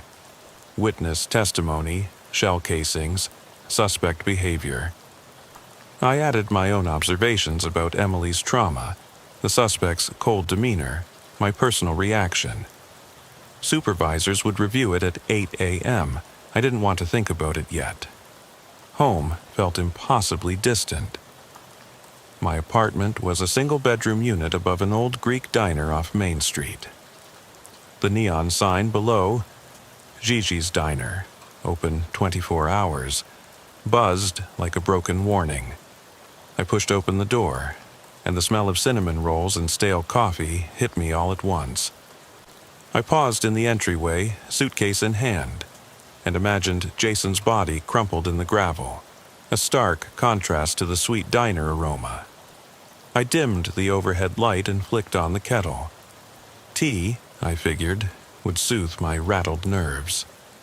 While the water boiled, I lay out my uniform across a chair, noticing for the first time the patch, a silver eagle clutching arrows and an olive branch. I touched it absently, wondering if it symbolized justice or just the crushing weight of responsibility. I poured tea into a chipped mug and dragged myself onto the couch. The TV flickered on, tuned to the morning news. A local anchor rattled off the day's weather. Expect sunshine, high of 85. I wanted to mute it, but the mundane chatter felt like a lifeline to normalcy. My phone buzzed. An alert from the department. Ballistic report pending. Suspect's bail set at $500,000. Next court date, July 18th. I exhaled and texted back a brief confirmation. Then I stared at the mug in my lap. The steam curled upward like ghostly tendrils. I brought it to my lips and sipped. The tea was weak. I could taste the tannins more than anything else. My hand shook. I set the mug on the coffee table and reached for my voice recorder. I clicked it on. Detective Hayes, personal log. It's 6:15 on July 6th. I'm home, technically. I can still feel Jason's ribs under my palm. Still hear Emily's voice begging for mercy. I know it's all in my head, but the line between memory and nightmare is blurred. I need sleep, yet I'm terrified of closing my eyes. I paused and rubbed my forehead. Tomorrow, I'll head to the DA's office. I'll testify. I'll stand in that courtroom and tell them what a scared kid he was, how he begged for his life. But tonight, I'm afraid the memory will follow me into the dark. I clicked it off. I tried lying down, but my mind spun. The image of Charles Thompson reloading, his eyes vacant. Emily's face twisted in horror. The flash of my taser, the crunch of gravel under my boots. Every sound made me jump. At 7:45, I gave up on sleep and crawled back to my desk, clearing space for my laptop. I called a detective in juvenile services whom I'd worked with before. She agreed to check on Emily's placement with a trauma counselor. Then I drafted a preliminary report for the DA, describing emotional states, procedural timing, and possible mental health evaluations for Thompson. By mid-afternoon, I was back at the precinct, but night had already crept into every crevice of my thoughts. The DA's office was a stone building downtown, looming like a tomb. I sat across from Assistant District Attorney Perez, a sharp woman with steel-rimmed glasses. She read my deposition in a single glance. You've been thorough, Hayes, but the key question will be Thompson's state of mind. Self-defense claims hinge on perceived threat. I leaned forward. He shot a kid on the ground 6 more times. My voice dropped lower than I meant. That's not perception. That's execution. Perez nodded, tapping her pen. Agreed. I'll file for aggravated manslaughter, possibly second-degree murder. We'll see how the psychiatric evaluation goes. She gave me a small, tight smile. Thank you. I left her office feeling hollow. The courtroom felt like a distant battlefield I'd soon have to face. Outside, a pigeon cooed from a windowsill. It ruffled its feathers and hopped away. I wanted to be that pigeon, insulated from human violence. Back in my cruiser, I sat unmoving, fists clenched on the steering wheel. The engine ticked as it cooled. I thought about my recorder, the one I kept for these sessions. I sometimes wondered if, years from now, I'd be able to listen to these tapes without wincing, or if I'd be too ashamed of how broken my voice sounds. I drove home in the lengthening dusk, windows down. The air smelled of cut grass and late summer blooms. A child's bicycle lay abandoned on a lawn, its chrome handlebars gleaming. I willed myself not to look at the seat. No helmet, no child. I swallowed hard and focused on the road ahead. But in the rearview mirror, I thought I saw a flash of movement behind me, a shadow drifting across the back seat. I blinked, and it was gone. I pulled into my driveway and turned off the engine. The world outside my windshield was normal. The quiet hum of air conditioners, the glow of porch lights. I grabbed my recorder one last time. Night 2, I whispered. The ghosts won't let me rest. Tomorrow, we begin the trial prep. But right now, I'm not sure I can separate who I am from what I saw. I tucked the recorder into my coat pocket and stepped out into the night. A late breeze stirred the leaves, and somewhere, a dog barked. I exhaled into the darkness. "I'm still here," I murmured. "I'm still standing, but for how long?" And with that, I closed my eyes, waiting for sleep, waiting for the nightmares to begin. I woke to the shrill chirp of my phone at 5:30 on July 17th, 2 days before the preliminary hearing. My head throbbed with fatigue, every muscle protesting. I'd sat at my desk until sunrise drafting statements, reviewing witness logs, combing through every piece of evidence. Now, as I blinked at the soft glow of the screen, I saw a text from Ada Perez. 9 a.m. trial prep. Conference room, please be ready. I rubbed my eyes and dragged myself upright, tossing off the thin throw I dozed under. My apartment felt colder than usual, as if the air itself recoiled at my presence. By 7 a.m., I was behind the wheel of my cruiser again. The morning commute buzzed around me, commuters with coffee to go and earbuds in place, oblivious to the carnage that had stained Crestwood Drive. I passed under the diner sign. Gigi's neon glow flickered, half-heartedly inviting patrons to breakfast. I thought of Emily Thompson, now in therapy, and Jason Miller, forever silenced. I exhaled a shaky breath. At the station, I found Marcus already pacing outside the conference room. His uniform was crisp, but his eyes were bloodshot. "You okay?" he asked, a voice soft. I nodded, though inside I felt hollow. As ready as I'll ever be. Inside, Ada Perez waited with 2 attorneys from Thompson's defense team. The table was strewn with notebooks, printed ballistics reports, and an array of coffee cups, some full, some abandoned. Perez gave me a curt nod. "Detective Hayes, thanks for coming. We'll run through direct examination, cross-examination, and potential evidentiary objections. Are you good on the timeline?" I flipped open my notebook to the printed timeline I'd painstakingly compiled. Dispatch at 00:45, arrival at 00:52, first shots at 01:03, pronouncement at 01:22, suspect in custody by 01:45. The defense attorney, a lean man with a tweed jacket and wire-rimmed glasses, leaned forward. "Detective, we may question the exact timing. There's a 2-minute discrepancy between dispatch logs and your dash cam timestamp. Can you account for that?" I forced my voice steady. Dispatch logging can lag by a few seconds.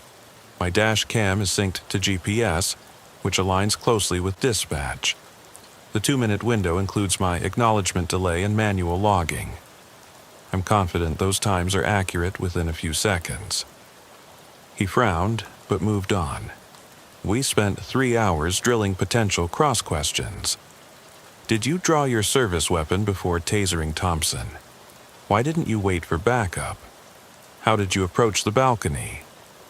Each time, I relived the moment, stepping onto that wooden railing, the echo of my boots, the surge of adrenaline. My palms sweat just thinking about it. Finally, Perez called it. "Good work, Laura. The jury will see you as calm, collected, and precise." I nodded, but my stomach churned. Collected and precise in the face of an execution. The thought felt wrong. Afterward, Marcus drove me back to the station to finish paperwork. I watched the suburban landscape slide by, manicured lawns, boarded-up mailboxes, children's bicycles left in driveways. It all seemed so innocuous, until you imagine a bullet hole where the wood splintered. At my locker, I changed into plain clothes. I needed to visit the scene before the trial. Photographing the balcony in daylight might reveal details we'd missed. By 1300 hours, I was back at 130 Crestwood Drive. Yellow crime scene tape had been removed, but faint outlines in the grass marked where officers had stood. The balcony railing showed a small gouge in the paint, likely from Jason's boot. I crouched and pressed my gloved finger to the splintered groove. Under afternoon sun, the edges were sharper, more jagged than I remembered. Wood fibers jutted out like splinters from a broken bone. I walked inside, careful not to disturb the still-stained carpet, now covered by a temporary mat laid by the Thompson family's cleaning crew. I snapped photos of the sliding glass door frame, glass fragments still stuck in the track. The doorknob housing had a smear of dried blood. I squeezed a cotton swab in my kit to collect a sample. These small details might prove how far Thompson leaned out when firing the second volley. Then I stepped back onto the balcony. I closed my eyes and inhaled the warm air, tasting sun-baked vinyl and the faint scent of lavender from a potted plant in the corner. I could almost hear the ghostly echo of gunfire, a distant hammering in my skull. I shivered, then exhaled and opened my eyes, focusing on the horizon. A mail carrier ambled down the street, oblivious to the remnants of tragedy beneath her feet. It felt surreal. Back in my cruiser, I drove to the county morgue. The coroner's office had kept Jason's body for an independent review at the DA's request. I needed to confirm the precise angle of entry wounds. In the sterile hallway, I found Dr. Singh, who'd conducted the autopsy. He beckoned me into the examination room. Jason's body lay on the autopsy table, covered by a sheet up to his mid-chest. Dr. Singh lifted the sheet carefully. The wounds were gruesome. 2 clean, parallel tracks angled slightly downward. He marked the entry and exit points, comparing them to diagrams. Detective, these trajectories suggest the shooter was leaning over the balcony railing, firing into a prone subject. The second set of wounds were administered within seconds of the first, based on hemorrhaging patterns. I traced the lines with my gaze. That aligns with my observation of Thompson's position. Dr. Singh nodded. It also suggests minimal hesitation. He didn't hesitate to press the trigger again and again. The words hit me like a hammer. "Yes," I whispered, "execution."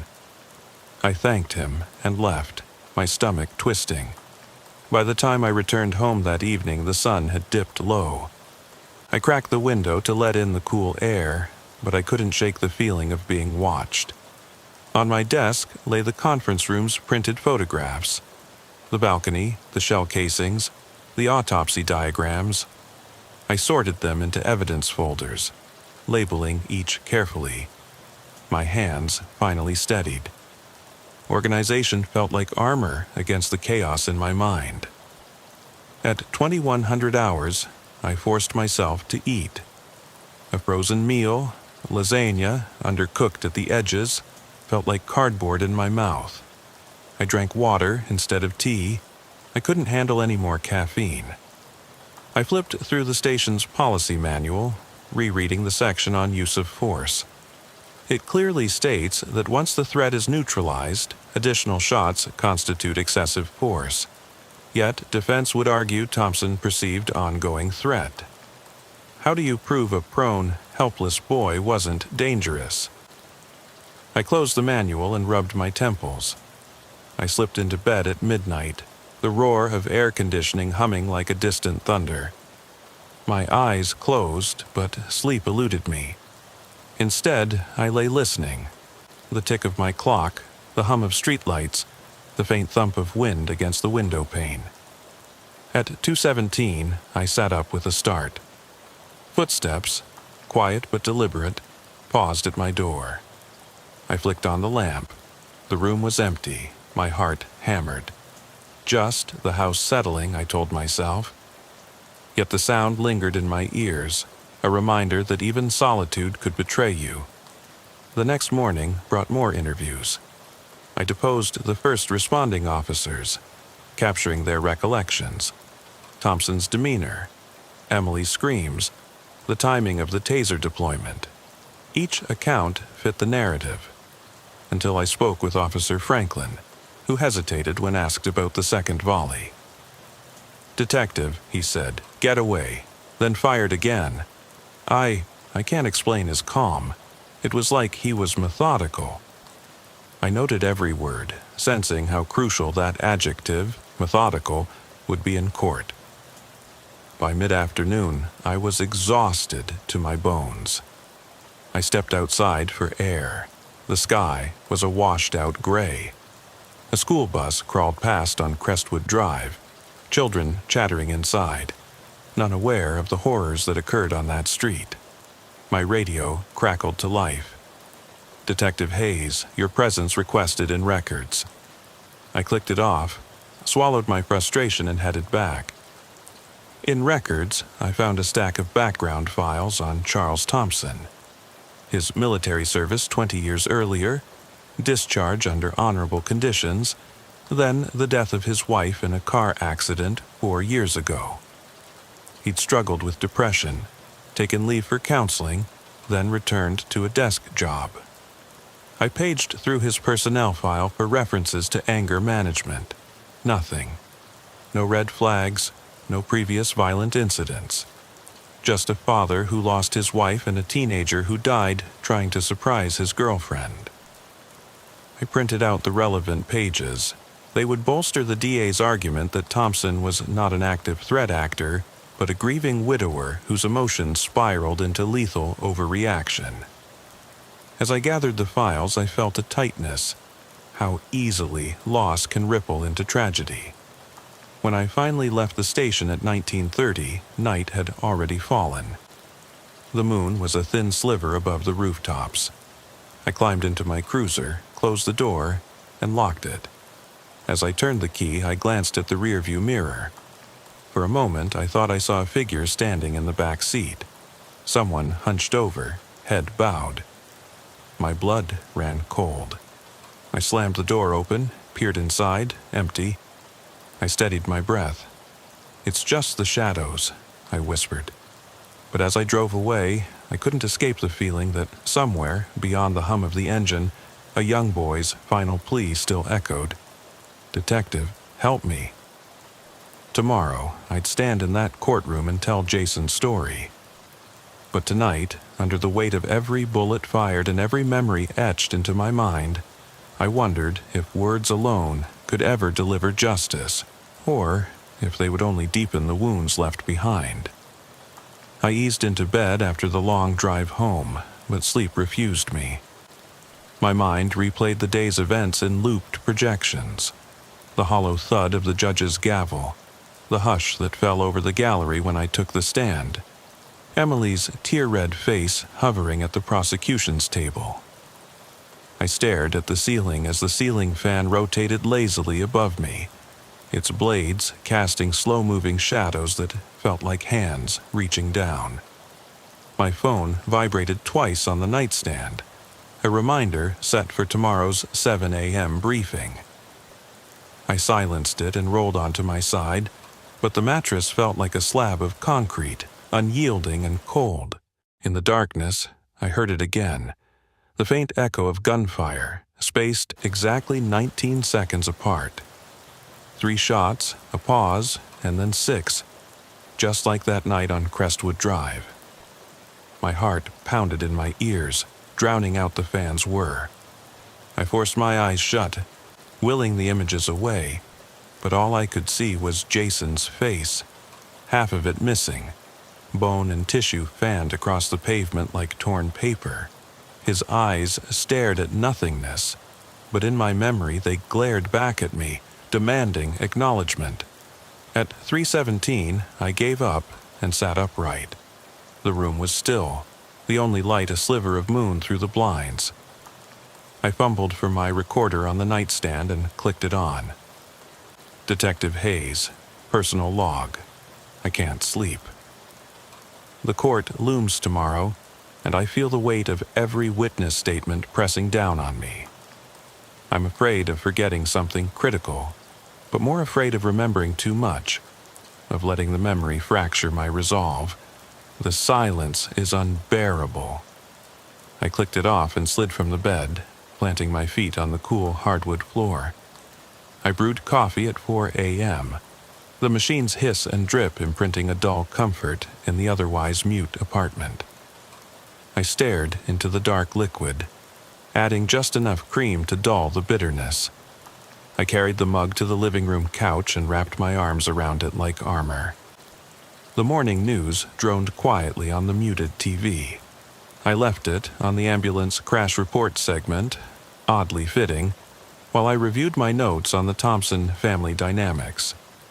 Charles Thompson's personnel file had revealed no prior violence, but his counseling records hinted at unresolved trauma after his wife's death. His downward spiral had gone unreported to his superiors. There was no mandatory protocol for civilian mental health reporting. That gap in the system now sat between me and justice.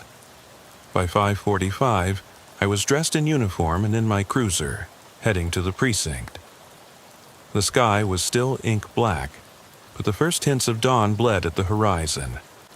Homestead Road was deserted except for street sweepers and the occasional stray cat slinking across the lanes. I caught my reflection in the rearview mirror. A tired woman with dark circles and unkempt hair tugged into a loose bun. I exhaled and tapped the mirror to steady my nerves. At 6:30, I joined Marcus in the roll call room. He handed me a styrofoam cup, and I took a grateful sip. His face was drawn. "Rough night?" he asked. "You have no idea," I muttered, flipping open my notebook to the courtroom schedule. Today's agenda: finish witness prep, review exhibits with Perez at 8 a.m., then head to the county courthouse by 9 a.m. I watched the video loop of the balcony surveillance, the grainy clip of Jason's silhouette against the doorframe, then Thompson's arm raising the revolver. The timestamp flicked by in red numerals, 01-312. I toggled the brightness until I could trace the outline of the cylinder as it rotated. At 7:45 a.m., Ada Perez met me in her office for final exhibit review.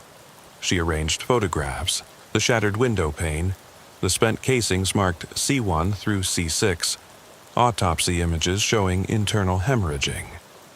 "We're going to admit the photograph of the second volley as evidence of overkill," Perez said, tapping the image of shell casings splayed across the lawn.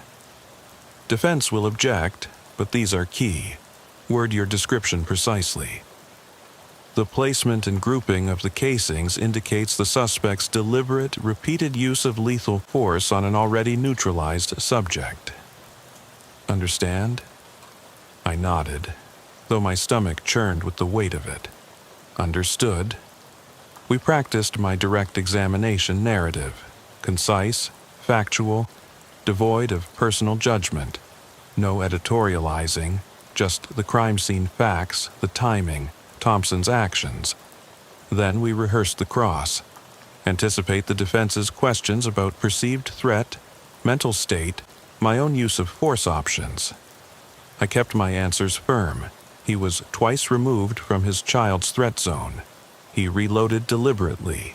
He fired again despite Jason's prone posture and surrender gestures. By 9:30, we were seated in the packed courtroom.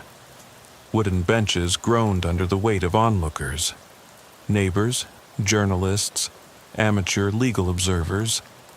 Emily sat with a counselor at the back row, hood drawn low. Thompson was at the defense table, his face ashen, accompanied by his attorney and his aged brother, dressed in a gray suit too formal for a suburban trial. The judge, a stern woman with graying hair and wire frames, presided over the dais. She glanced down at her notes, then called the session to order. The prosecution presented opening statements, a mosaic of tragedy, loss, and breach of duty. The defense attorney followed with an appeal to fear and misunderstanding. A man defending his daughter, acting on impulse, not malice. When my moment came, I stood and stepped to the witness box. My uniform felt tight, constrictive.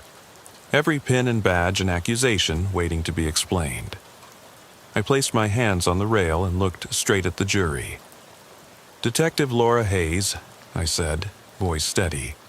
"On July 6th, at approximately 00:52 hours, I responded to a call reporting shots fired at 130 Crestwood Drive.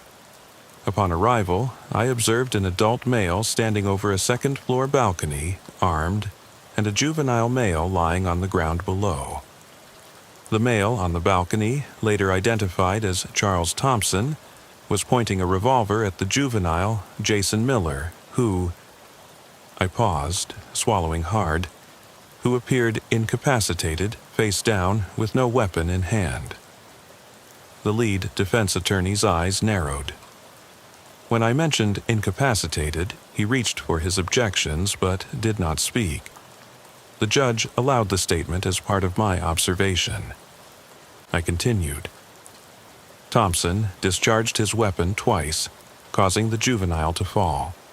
He then reloaded his revolver and discharged all 6 remaining rounds into the juvenile's torso, despite the absence of any further threat. My mouth was dry.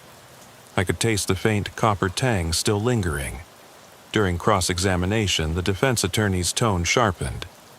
"Detective Hayes, you say you observed no threat after the initial shots, but did you see Mr. Thompson reload?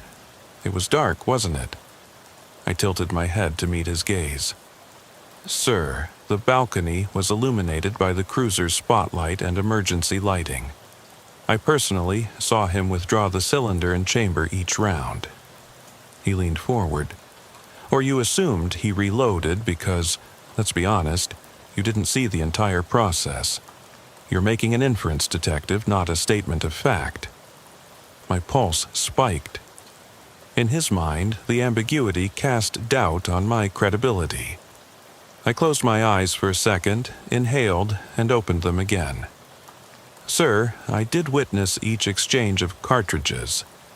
The sound of the metal cylinder, the clicking of the rounds chambering, the muzzle flash, specific auditory and visual cues. I'm confident in what I observed." He smirked slightly, clearly displeased. "Auditory and visual cues, those are subjective, detective. You're relying on your senses, which can be impaired under stress, correct?" I gripped the rail tighter. "Under high-stress conditions, my training is to focus on sensory input. Sight, sound, touch. I have over 13 years of experience responding to gunfire incidents. My senses are the tools of my trade." The jury scribbled furiously. The judge intervened. "Counsel, let's keep this to relevant points." My heart thudded. The defense rested shortly after, having introduced seeds of doubt about perceived threat and sensory accuracy. In the late afternoon, after hours of testimony from medical examiners and expert witnesses on ballistics, the judge recessed court until tomorrow. As I stepped down, passing Thompson, I caught his gaze, unblinking, hollow. It felt like a challenge. "How can you justify what you've done?" he seemed to ask. My stomach twisted. Back in the hallway, ADA Perez intercepted me. "You did well," she said, though her eyes were grim. "Tomorrow, closing arguments at 11 o'clock. Be there." I nodded, my lips stiff. I wanted to say more, about how it felt to see that boy die under repeat fire, but I knew better than to blur the line between fact and feeling in court. That evening, I retreated to my apartment.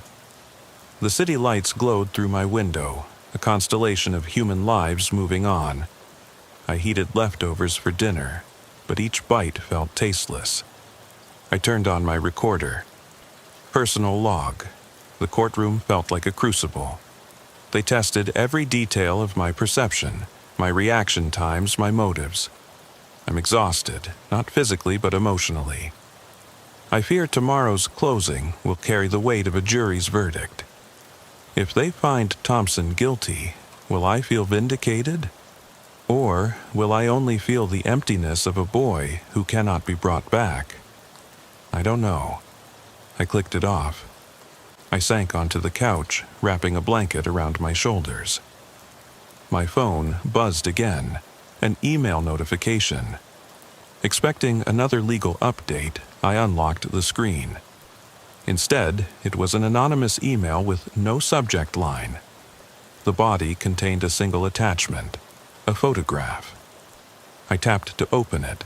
The image was grainy, but unmistakable. Jason Miller, alive, standing inside a church hall, smiling broadly as he handed out cookies at a fundraiser. Behind him, a banner read Maplewood Youth Outreach. I recognized the hall's stained glass windows. I had processed hundreds of crime scene photos but never seen this. The timestamp on the image read June 1st, 2018, 5 days before his death. Beneath the photo was a line of text in plain font. He wasn't just a kid on a balcony, he was bringing light.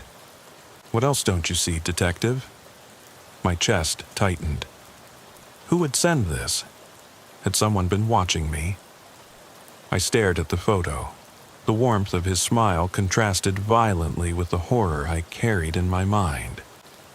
My vision blurred with tears. I mailed the attachment to Ada Perez under urgent, then sank deeper into the couch, the photograph burning itself into my thoughts.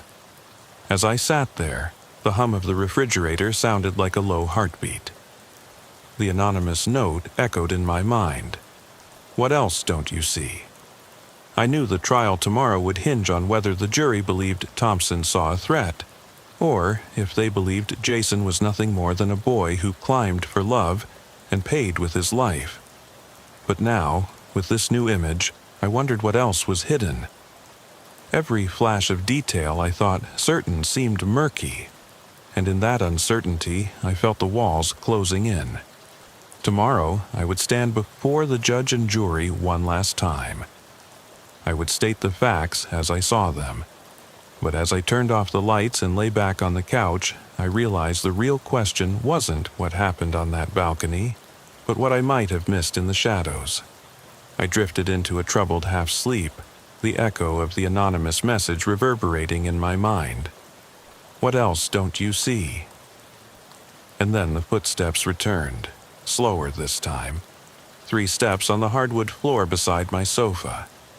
I bolted upright, heart hammering. But the apartment was empty. Only the photograph lay on the coffee table, face up, the boy's smile hauntingly bright under the lamp's glow. I closed my eyes and whispered into the darkness. I'm listening. But there was no answer, only the steady tick of the clock, counting down the hours until judgment. The courtroom was silent when I stepped up for closing arguments the next morning. The dull hum of the air conditioning ricocheted off the high ceiling, mingling with the low murmur of the gallery. I watched from the witness stand as Ada Perez spoke with measured certainty, her voice echoing off the wooden panels. Ladies and gentlemen of the jury, she began, you have heard evidence of a father's rage unleashed upon a young man who posed no threat. You have seen the trajectory of bullets, the timing of reloads, and you have heard from Detective Laura Hayes, an investigator with over a decade of experience, whose testimony revealed that Mr. Thompson fired 6 rounds into a prone, unarmed teenager. This was not self-defense, it was a conscious decision to kill. I folded my hands on the rail and squeezed lightly, feeling the polished wood press into my palms. The defense attorney rose then, his voice respectful but insistent. Members of the jury, you've seen tragedy unfold. A grieving father, fearing for his daughter's safety in the middle of the night, acted in a moment of terror. Detective Hayes did her duty, but can we truly judge a man whose world was shattered only hours before? Would any of us, faced with a perceivable danger to someone we love, react differently? He paused, spreading his hands. A universal plea. I could see jurors shift in their seats, some nodding, some frowning. I closed my eyes briefly and recalled the squeal of the taser prongs against Thompson's vest, the way his body convulsed before he reloaded, his mind as calm as if reading from a script. The memory burned bright, searing every doubt aside. I opened my eyes and looked straight at the jury. The judge gave her final instructions, and then we were sent out to deliberate. The hours stretched on, each minute an eternity. I paced the hallway outside room 3B with Marcus, the weight of my uniform feeling heavier than ever. We spoke in low tones. "You did everything right," he said between steps. "You laid out the facts. Now it's up to them." I nodded, but couldn't shake the note's final line. "What else don't you see, detective?" At 5 o'clock, the jury filed back in. The foreperson, a woman in her 50s with stern features, stood.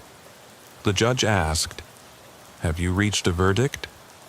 The woman looked down at her notes and replied, "We have, Your Honor." "Please hand the verdict form to my clerk." I held my breath as the clerk unfolded the paper and read, "We, the jury, find the defendant, Charles Thompson, guilty of manslaughter in the second degree." A collective sigh of relief rippled through the prosecution table. Perez hugged me, whispering, "Thank you." I managed a tight smile. Thompson's attorney leaned in to speak to his client, his voice calm, resigned. I saw Thompson's head tilt, his eyes flicker. For a moment I sensed remorse, but then his face hardened again, as though he'd resigned to the outcome without truly feeling it. Later, in the dim light of my cruiser, I stared at the victory that tasted hollow. Marcus glanced over. "You okay?" I exhaled slowly. I keep hearing those 6 shots, each one aimed at a boy who never posed a threat. He handed me a bottle of water. "You did what you could." The drive home that night was quiet. I parked beneath the same street lamp that had illuminated Crestwood Drive months earlier.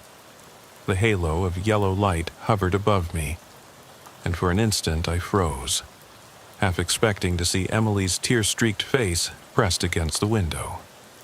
Nothing but my own reflection stared back. Inside my apartment, I found another email from an anonymous sender. Not everybody cares about justice. Some just want answers. Attached was a grainy video clip taken from a doorbell camera. A hooded figure standing on Thompson's porch at midnight, pointing a smartphone camera toward the street. The timestamp read July 15th, 2 days before trial. I watched the figure raise its arm, as if beckoning someone or something toward the camera. The image flickered, but in one frame I thought I saw a child's silhouette dart behind the figure. I rewound and froze the frame on my laptop. There it was, tiny, half hidden by the hood, the back of a boy's head, his hair a shock of dark curls. I compared it to Jason Miller's yearbook photo. The hairline matched. The night sky behind them was identical to the one I'd driven under. My breath caught. Who had set that camera? Who had stayed hidden in the shadows, filming the night before the trial? And why send it to me now? The next morning, I drove straight to Ada Perez's office. I laid the printouts on her desk. "This was recorded 2 days before closing arguments," I said. "Someone was watching Thompson's house, and someone left this for me. I don't know if they're trying to reveal the truth or warn me." Perez studied the images, her brow furrowing. "This could be evidence of a conspiracy, intimidation, or worse. We need to trace that angle, but be careful. If this goes public, it could taint the verdict." I nodded. "Understood?" In the days that followed, we unearthed security footage from a neighbor's Ring camera. The hooded figure appeared again, not on Thompson's porch this time, but on Crestwood's balcony at exactly 1 a.m. and 2 seconds and 30 milliseconds, the precise moment before the first shots rang out.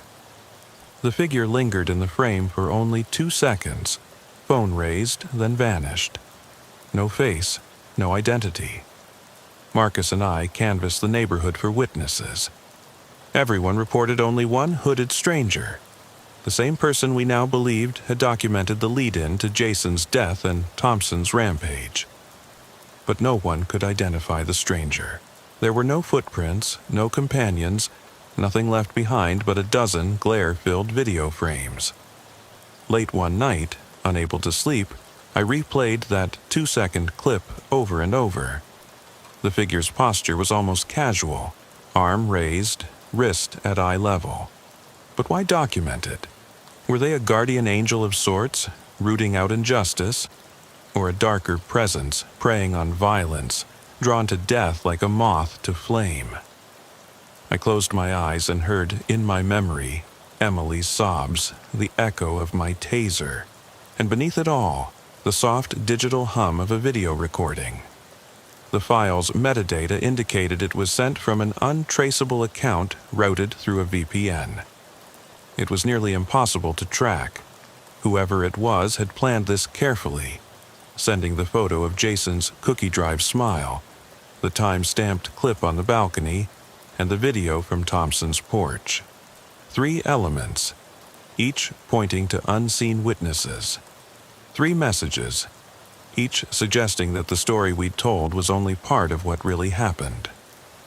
I assembled the evidence in my living room, stacked photos, my recorder, the video clips on my laptop. I circled the photograph of Jason handing out cookies and penned a question mark at the corner. Then I sat back and stared at the image, a snapshot of innocence, moments before tragedy. What had I missed that night? What signals did I fail to pick up in the flicker of a silhouette? My recorder sat on the coffee table, blinking an orange light, its battery indicator. I pressed record with a trembling finger. Detective Hayes, personal log. The trial is over, a verdict delivered. Yet I feel justice slipping through my fingers like sand. These new images suggest there's more, something hidden in plain sight. Tonight, I'll return to 130 Crestwood Drive. I'll look for that figure, maybe find answers, or maybe just confirm that some secrets thrive in darkness. I clicked it off. I grabbed my coat and keys. As I stepped into the night, the air was cool and still. The same maple tree in the front yard cast long shadows across the sidewalk. I switched on my flashlight and moved onto the porch, half expecting someone to be watching as before. The floor was splintered wood, but otherwise undisturbed. I shone the beam across the lawn, then toward the balcony railing. Nothing. Then I heard it, the soft click of a smartphone camera shutter from somewhere above. I lifted my eyes to the second floor. A window was cracked open, its blinds parted like a slit for eavesdroppers. A phone's tiny LED flash blinked once, twice, illuminating the silhouette of someone inside, just beyond the glass. They held the device at arm's length, capturing my approach. I froze, heart slamming against my ribs. I tapped my radio. Hayes to base. Possible surveillance, 130 Crestwood Drive. Someone's inside. But my words sounded hollow in the stillness. The flash went dark. I took a step toward the door. Footsteps scuffled inside, then silence. I pressed my ear to the cracked glass. Nothing but my own ragged breathing. I reached out for the window frame, knuckles white, and prepared to pull it open when a voice echoed from just beyond the sill, soft, distant, and unmistakably a child's. "Detective, look closer." I recoiled and stumbled backward, light spilling across the porch. The words hung in the night air. No one was there. The blinds moved slightly as if pushed by an unseen hand. My flashlight flickered. I raised it to the window, but the pane was empty. In the hush, I heard once more, faint as a whisper. "What else don't you see?" I exhaled, the beam of light shaking on the railing, and realized the question wasn't just for me. It was for anyone who dared to look beyond the obvious, into the murky space where justice and vengeance collide. And now, as I stand alone beneath the porch light, I have to decide. Do I chase the shadow into the dark and risk becoming part of the story? Or do I accept that some truths remain hidden, forever just out of focus? I took one last breath, squared my shoulders, and stepped forward. Because there are still questions that need answers, and I swear I'm going to find them. I remember the moment the call came in, as if it were etched on my mind in neon red letters. My name's Officer Ramirez, badge number 2147, and that night I was 6 weeks into the graveyard shift at the Willow Creek Police Department. The station's old brick walls had a way of humming with tension after midnight, like the building itself was alive and pulsing with every dispatch. I flicked the radio mic off and glanced at the wall clock. 11:58 p.m. The digital numbers glowed in the dim light of the squad room, reminding me once again how late it was and how lonely. I slid into the driver's seat of my Crown Vic, leather creaking under me, and tapped the mic. Unit 14. Show me en route to North Pine and 5th. Disturbance. Possible assault. The dispatcher's voice crackled back. Copy that, Unit 14. Backup is 2 blocks away. The reassurance of backup almost felt cruel. It meant help was close, yet every second until they arrived would stretch out like an eternity. I flicked my headlights on and rolled out into the thick desert air of Willow Creek, the only sounds the motor's low growl and the distant buzz of a lone neon market sign. Pine Street was a narrow ribbon of cracked asphalt cutting through the town's deserted commercial strip, where tumbleweeds sometimes skittered across the parking lot like frozen moments from a western. Tonight, though, the lot was far from empty. As I approached the flicker of that neon open sign, eerie at this hour, I saw a small crowd gathered under a sputtering street lamp. Their silhouettes flickered in and out of the light, phones raised, each face a pale mask of shock and excitement. A man in a stained hoodie knelt over another, brandishing a length of rebar like a prison shank, his back arched and tense. I killed the engine, the sudden silence making my pulse thunder. I drew my pistol in one smooth motion and stepped out, boots crunching on gravel. The night seemed to pulse around me. The hum of the lamp, the whine of desert wind through tumbleweeds, the soft murmur of phones capturing every second. "Police!" I called, voice echoing. "Drop the weapon." The large man froze and turned, eyes glinting in the weak light. His chest heaved, and for a moment I thought he might drop the bar. Then he grinned, a slow, predatory curve of his lips that didn't reach his eyes. "Finally," he said, and the crowd around me stifled gasps. He tapped the rebar against the asphalt, sparks flying. "I was wondering when you'd show." My grip tightened on the gun. "Sir, put it down, you're scaring everyone."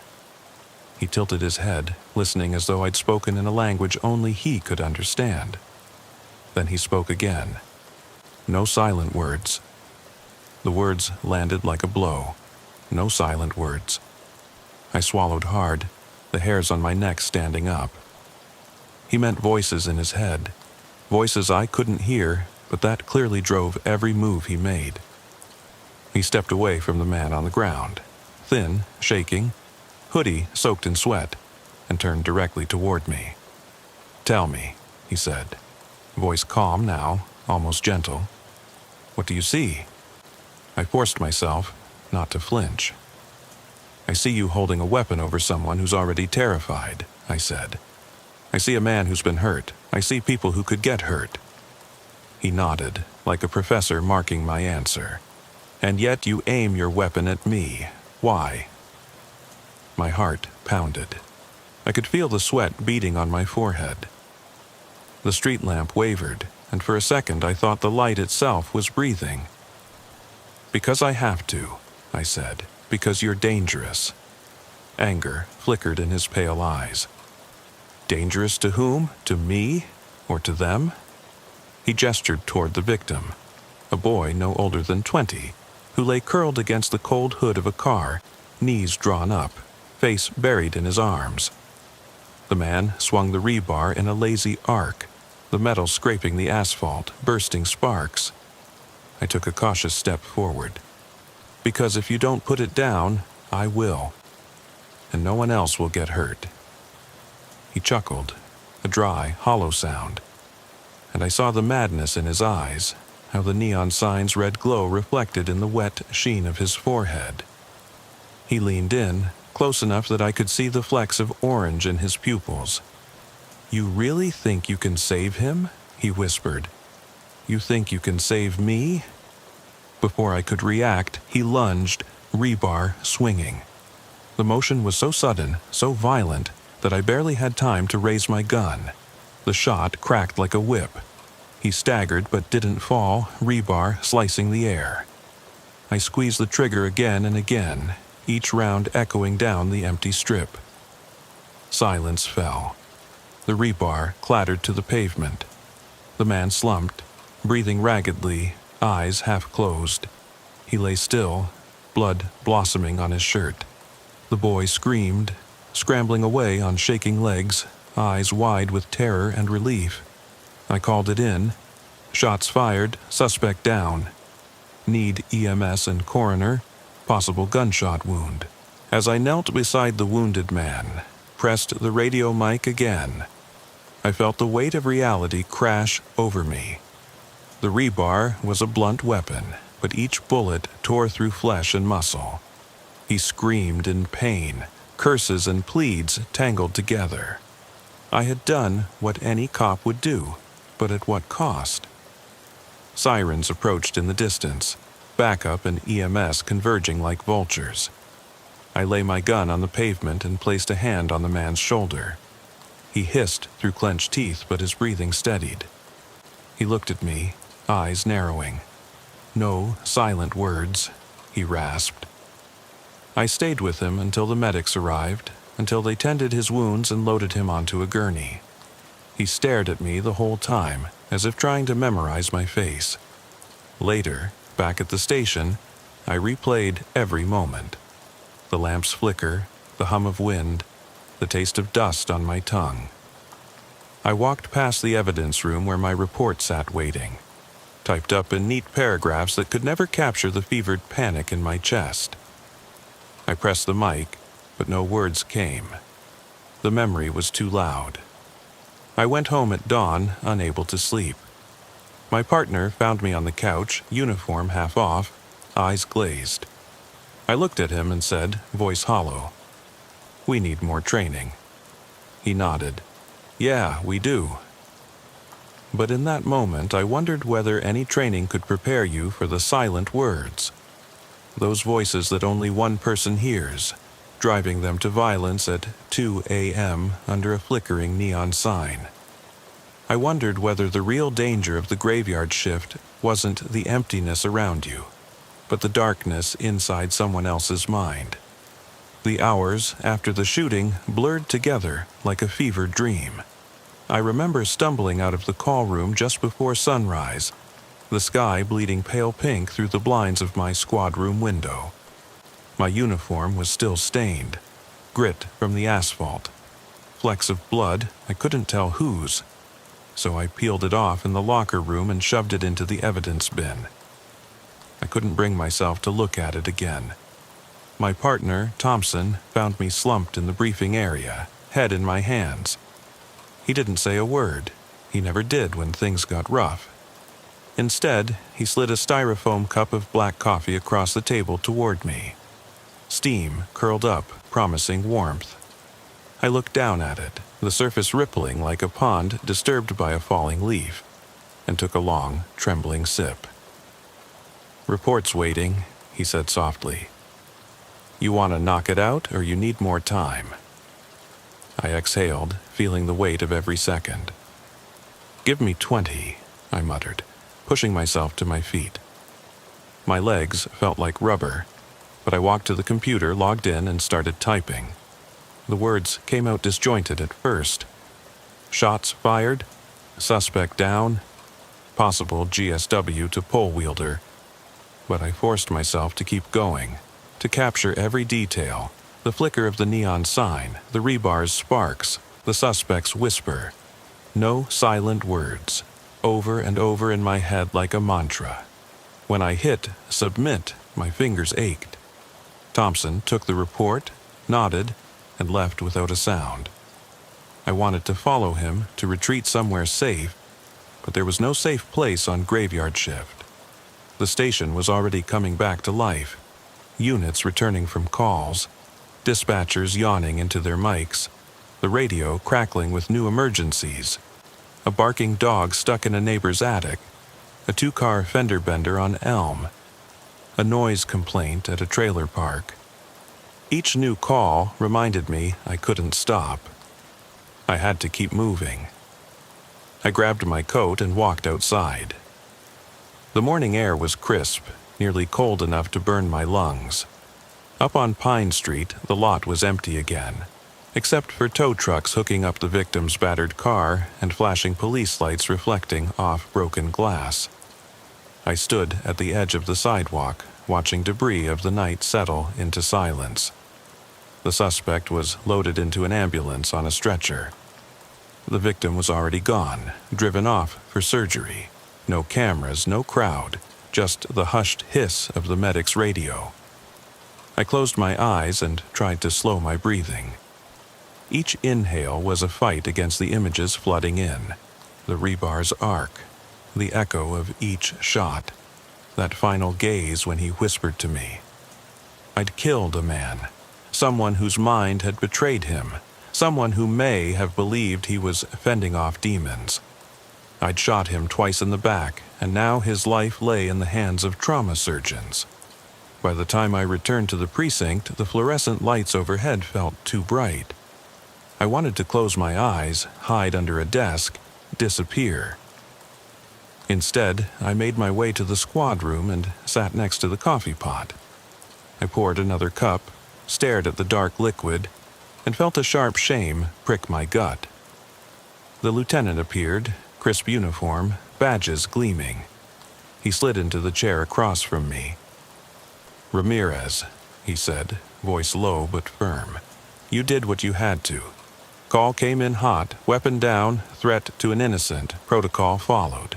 His words should have been comforting, but they fell flat. "Sir, I began, voice catching. He was in crisis. I should have de-escalated more. I should have... The words died in my throat. I felt exposed, naked in front of him, like a child caught breaking something fragile. He leaned forward. "You did your job. We'll review the footage. You'll give a statement. But you kept people safe." He patted my shoulder. "Go home, get some sleep. We've got counselors on staff if you need." I nodded, but I didn't trust my legs to carry me out. Eventually, I managed to stand, offered a stiff salute, and left the room. On the way out, the counselor's office door was closed. I bit my lip, considered knocking, but turned away. Night shift officers didn't talk about feelings. Outside, the sky was pale blue, the first traffic jets gliding overhead. I slid into my car and parked in the employee lot. I left the engine running, radio off, and stared at the dashboard clock as it ticked toward 6:15 a.m. I thought I might fall asleep right there, key in ignition, head on the steering wheel, so I closed my eyes. Instead, I was jolted awake by my phone's vibration. A text from dispatch. "Video has leaked. Public viewing. Media at scene." My chest tightened. The shooting had been recorded. Someone in the crowd had captured it. Already, online, questions were forming. Why did he die? Why did the officer shoot a mentally ill man? Where was the taser? They had no clue about the voices, the whispering commands. All they saw was an officer killing a civilian. I stood, heart pounding, and shut off the engine. I had to get ahead of this. I needed to write a press release, prepare talking points. I grabbed my coat and marched back inside. In the lieutenant's office, I found him on the phone. "Tell the PIO we're drafting a statement," he said, hanging up. "They're asking for comment by noon." I swallowed. "Sir, I want to include the mental health angle. He was experiencing psychosis, voices. I tried de-escalation. He held up a hand. Limit it to facts. Shots fired. Suspect armed with a lethal weapon. Victim at risk. Anything else is speculation. I know it's hard, but we can't put mental health in the press statement. Public sees video, not context." I felt the anger ignite in my chest. "Context matters," I shot back.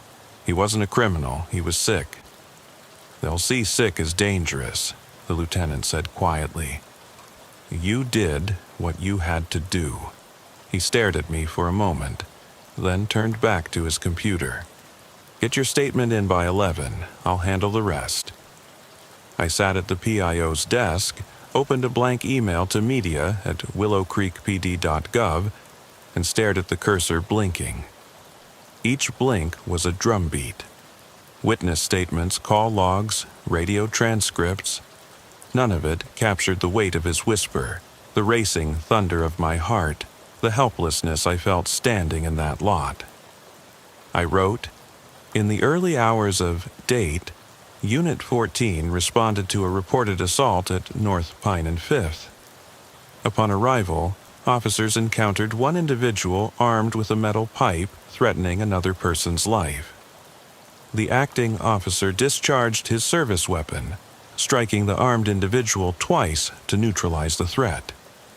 The unarmed individual sustained non-life-threatening injuries and was transported to hospital for treatment.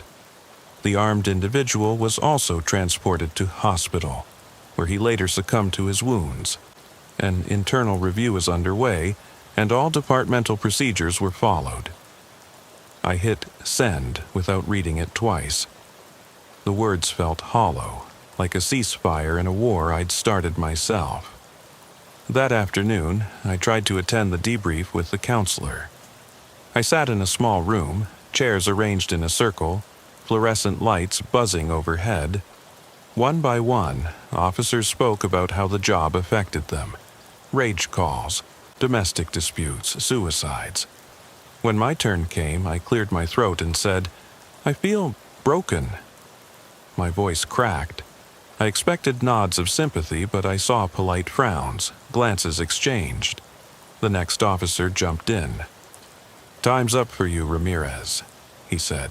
"We've got roll call in 5. I left without another word, stepping back into the station corridor. Even the fluorescent lights felt judgmental. Back at my locker, I changed into civilian clothes, jeans, a hoodie I'd worn on my first day. I remember catching my reflection in the mirror, hollow eyes, skin gray as wet cement. That evening, I went home and sat at my kitchen table, staring at a stack of eviction notices, unpaid bills, a card that said "Happy Birthday" to someone I couldn't remember. I tried to eat dinner, cold pasta, rubbery chicken, but my stomach rebelled. I pushed the plate away and flicked on the local news. The anchor's voice droned through highlights. Protests outside the station, flame emojis flooding Twitter, calls for reform. I turned off the TV. Sleep refused me. I lay on the couch, replaying Pine Street over and over, the neon sign pulsing like a heartbeat, the crowd's roar, the suspect's smile, the gunshots. My mind kept whispering, no silent words. Somewhere in the pre-dawn darkness, I realized that the line between order and chaos wasn't in my uniform or my gun.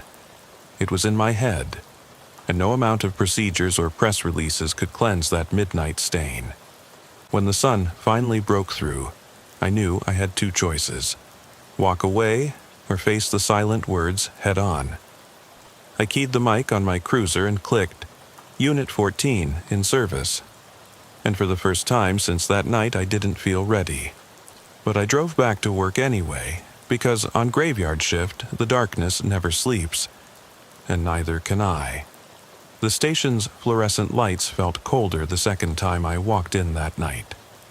My breath was hollow, and each footstep echoed through the empty corridors as I made my way back to the squad room.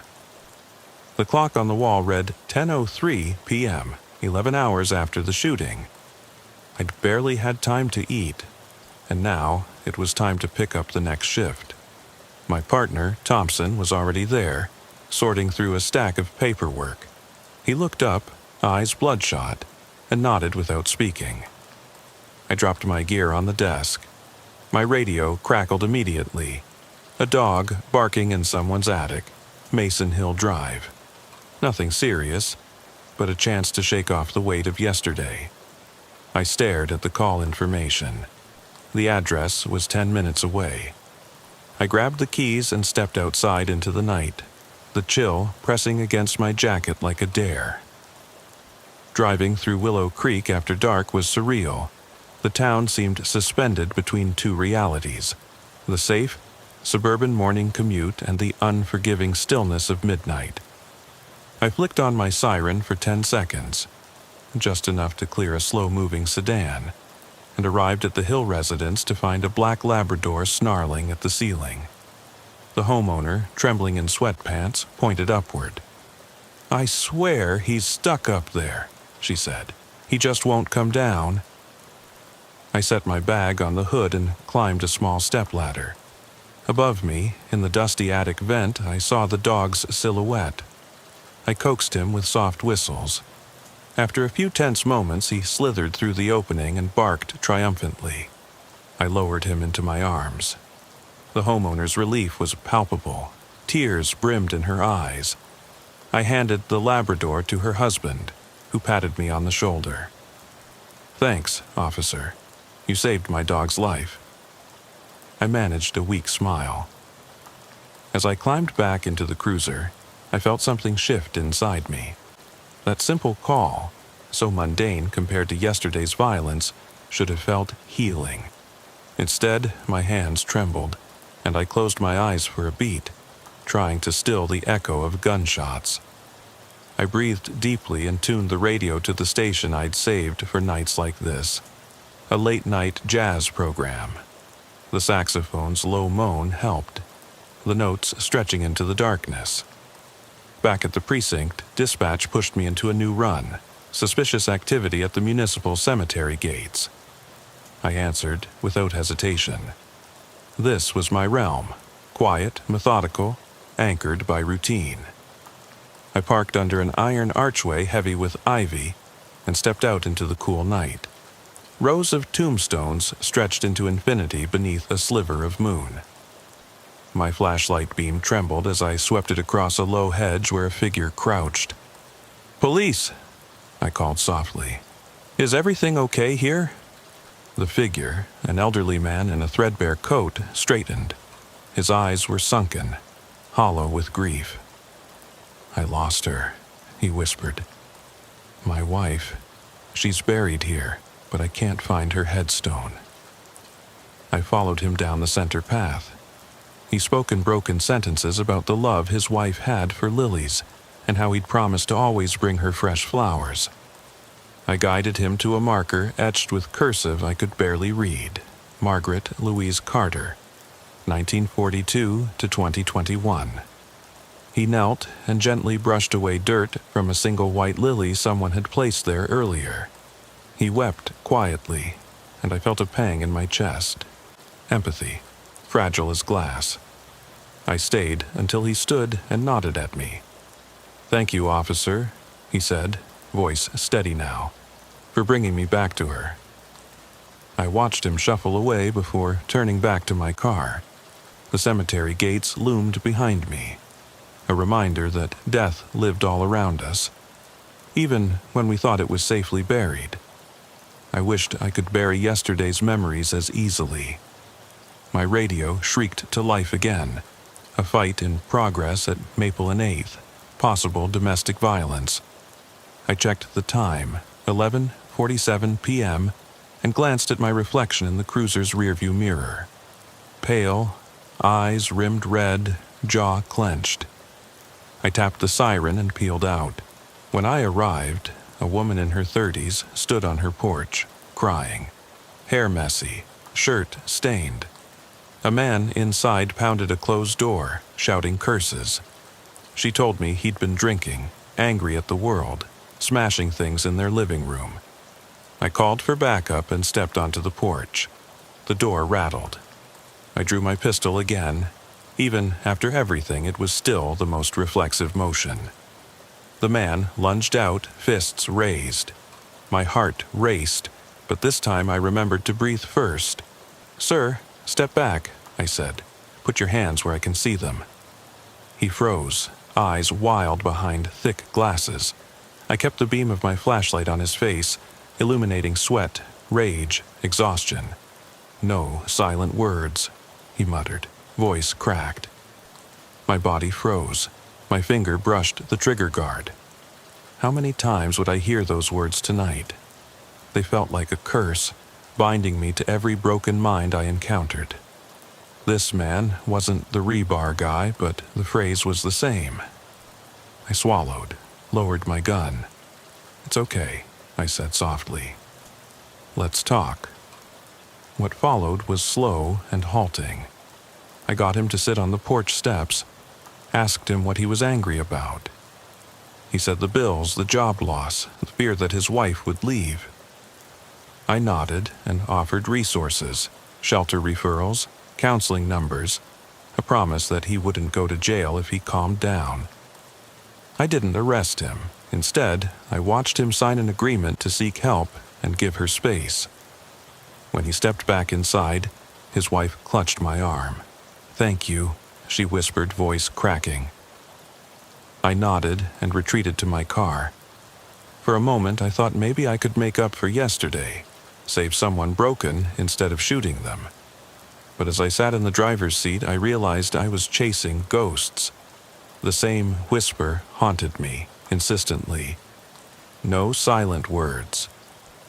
Back at the station, I dumped 2 more coffees into a travel mug. Thompson was at the bulletin board, pinning up missing person flyers. I stared at the laminated faces. Children lost, elders wandered away, overdose victims. Each one a life unraveling. My eyes burned. A phone rang. I answered. Dispatcher needed me to testify at the coroner's hearing tomorrow. Guilt coiled tighter in my gut. I'd have to recount every detail, my angle, my sight lines, my split-second decisions. I slumped against the counter and closed my eyes.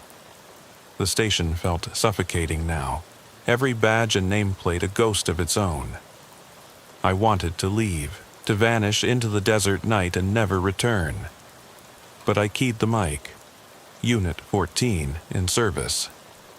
The words tasted like ash. There were still hours left before dawn, and the graveyard shift would demand more from me. More calls, more decisions, more silent words to decipher. That night, as I drove the empty streets, I passed the market lot on Pine Street. The faded tire tracks were still visible in the gravel. I slowed and watched the neon sign flicker. No one was there. No crowd, no officer, no suspect. Just the emptiness waiting for the next disturbance. I pressed my foot on the brake, heart pounding, and stared at the spot where everything changed. I whispered to the darkness, "What do you see?" And the wind answered with a hollow sigh, carrying a faint echo of those 3 dreadful words. No silent words. I didn't know if it was the wind or my own mind playing tricks. All I knew was that the graveyard shift wasn't over, and neither was the danger hidden in silence. The sky beyond Willow Creek's strip mall was beginning to lighten when I finally radioed Code 4 and rolled the cruiser into its stall. My body felt battered, every joint sore, my spine aching from hours hunched over the wheel. I sat for a moment with the engine running, gripping the steering wheel as if it were a lifeline. Dawn would be here in less than an hour, but I didn't feel any comfort in daylight. In fact, the thought of sunrise made everything more real. The bills unpaid, the faces begging for help, the man whose lifeblood stained that gravel lot. I killed the engine and stepped out. The cool morning breeze bit at my collar as I looked around the near-empty parking area. The neon sign for the Willow Creek Market flickered its last pulses before giving way to faint sunlight. I rubbed my eyes and imagined I could still hear whispers. Those silent words. Even with my eyes closed, my head buzzed with the echo of that command. No silent words. It had become a mantra, a curse, and an indictment of my failure to protect someone in crisis. Inside the station, I followed the stale smell of coffee to the break room. An empty thermos in the sink reminded me I hadn't slept, hadn't eaten, hadn't truly paused. I grabbed a granola bar from the vending machine, tore it open, and chewed mechanically. My partner, Thompson, was prepping for the day shift briefing. His face looked drawn, but he managed a weak nod when I entered. "Rough night?" he asked without looking up. I shook my head. I don't think rough even begins to describe it. I sank into a chair. My voice cracked. I don't know how I'm supposed to keep doing this. He paused, then slid a tattered Blue Lives Matter cap across the table to me. "Wear this when you patrol," he said quietly. "Might give you some skin in the game, remind you who you are." He tapped the badge embroidered above the brim. "Cop first, everything else later." I sat with that thought as the lieutenant strode in to call the briefing. Maps were spread on the table. Missing person reports, burglary hotspots, planned checkpoints. I forced myself to focus. Grid search for the runaway teen. Extra eyes on the business district during the lunch hour. A tag team patrol near the Old Mill Road. Each assignment was a chance for redemption, or another trap for my fraying nerves. I lifted the cap, placed it on my head, feeling the stiff brim press at my forehead, the promise of belonging it carried. The first call came in 2 hours later. A possible suicidal jumper at the river bridge on Route 12. I sped toward the old arch bridge, heart heavy but senses sharpened.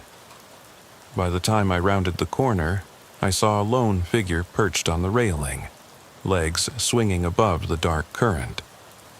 She was a teenage girl, barely 17, black hair plastered to her cheeks, eyes distant. I parked the cruiser, grabbed my coat, and approached slowly, gun holstered, hands open to show I meant no harm. "Hey there," I said softly. "I'm Officer Ramirez. Mind talking for a minute?" She didn't flinch. "What's the point?" she asked, voice flat. No one listens.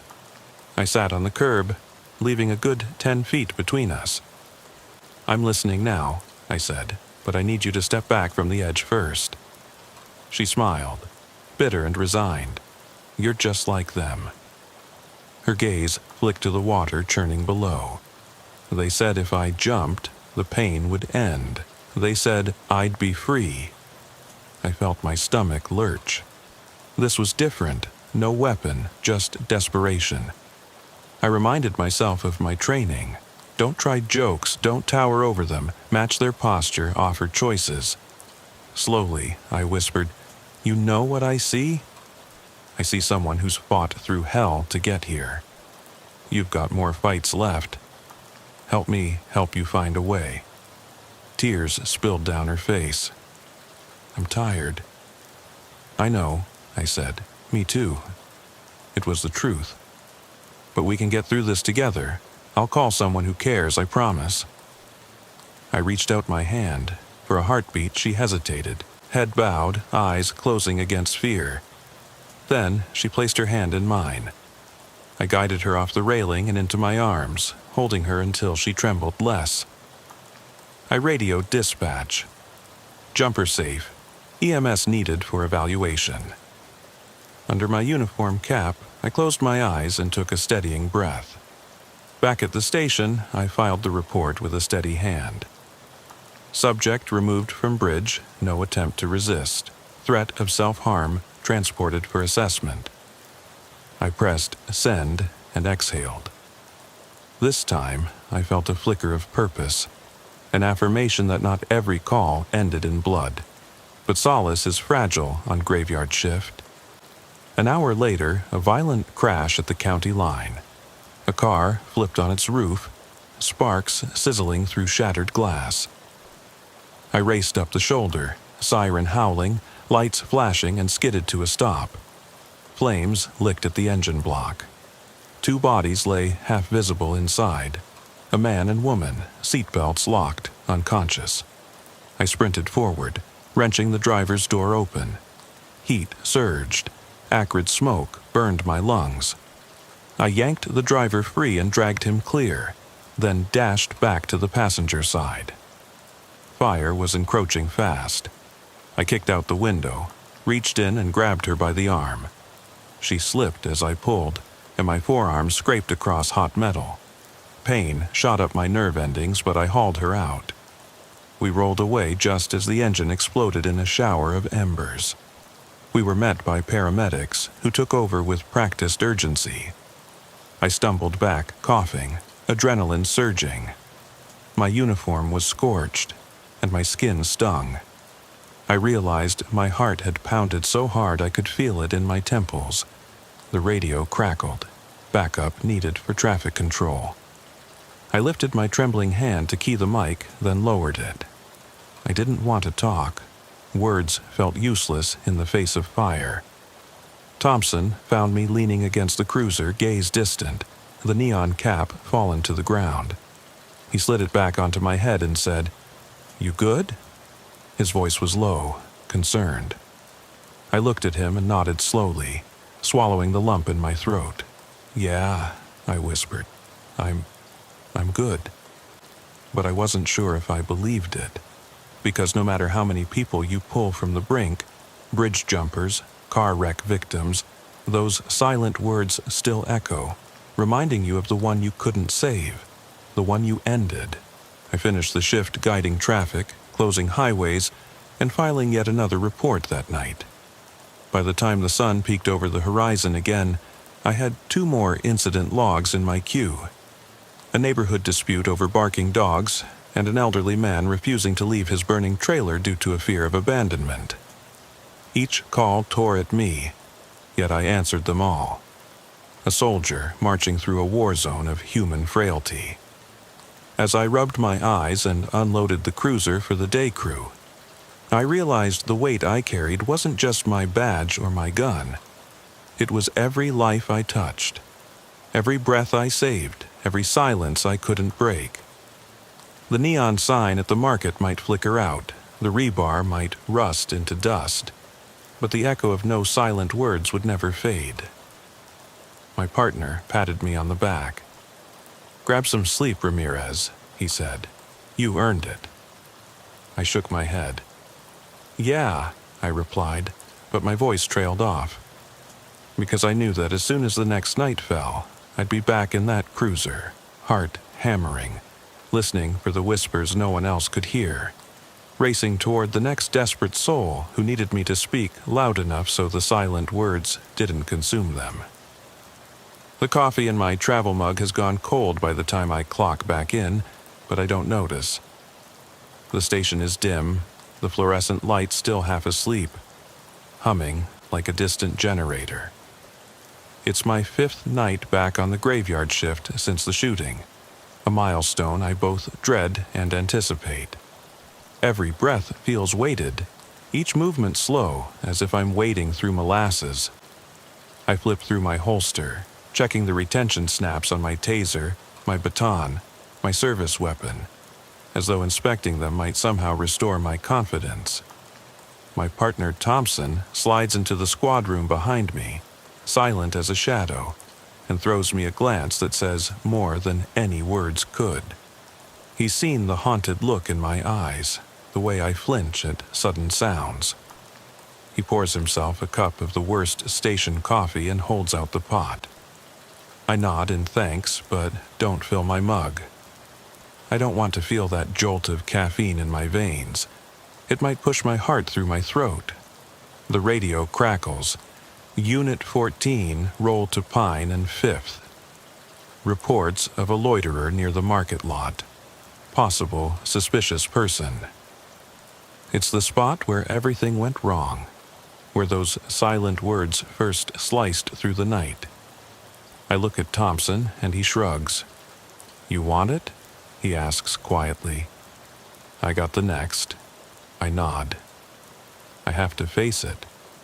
I'm tired of running away from that lot, tired of pretending I could unsee what happened there. I want answers, to myself at least. Maybe walking those gravel edges again will unearth something I can't find inside my head. The drive through empty streets feels like crawling, but the neon market sign flickers into view faster than I expected, burning through the darkness with a strobing hum. I kill the engine a few yards off and step onto the gravel, the soles of my boots crunching like broken glass. The lot is bare now. No crowd, no body, no bar. The only witness is a single lamp that sputters on and off, as though uncertain whether it wants to stay alive. I pull my flashlight free and sweep the beam across the cracked pavement. I can almost hear the echo of that first shot, the metallic spit of the second, the victim's scream curling into the night. I swallow hard, taste dust in my mouth. I kneel where he fell, concrete jagged under my knees, blood long, washed away by wind and rain, but I imagine it's still there, dark and sticky. "Hello?" I whisper, voice shaking. "Officer Ramirez, anyone here?" Silence answers me, but I swear I feel a presence behind the flicker of shadows. I tighten my grip on the flashlight, fingers numb. My breath fogs the beam. I close my eyes and count to 10, focusing on the cold air in my lungs. When I open them, I see a smear of red on the gravel, fresh. My heart hammers. I kneel, reach out. It's just a smear of spilled soda someone left on their way out. I laugh at my own fear, a bitter bark that tastes like regret. Above me, the street lamp pauses mid-flicker, then steadies. Its light washes the lot in pale yellow, spotlighting every crack. My flashlight beam dances at the edges of that circle, chasing stray insects. I stand, shine the beam into the dark corners near the dumpster and behind the stacked pallets, half expecting to see someone watching. But there's nothing. Only the wind sighs, riffles, empty cardboard boxes. I step back and lean against the trunk of my cruiser, rubbing my temples. "No more silent words," I mutter to the emptiness. "Not tonight." My radio pops. "Unit 14, back up on scene. ETA 2 minutes. Thompson's voice, calm as ever.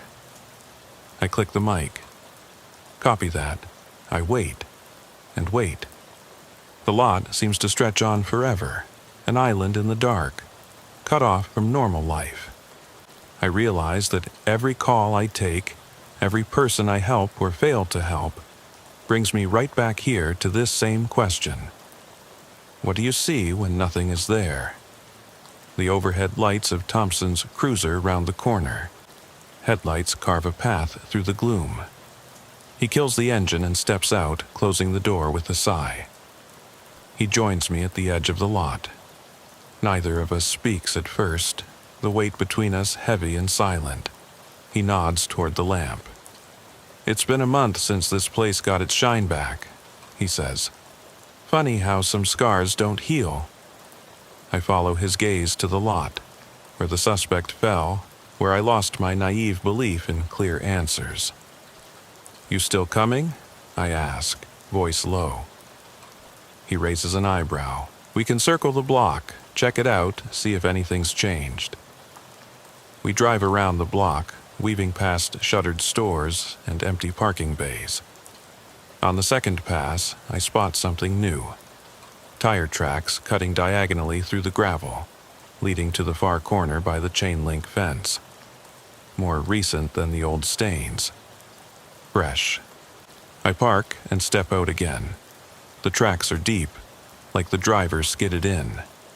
I trace them with a gloved hand, following the trail to a knot of dark shapes tucked in that far corner.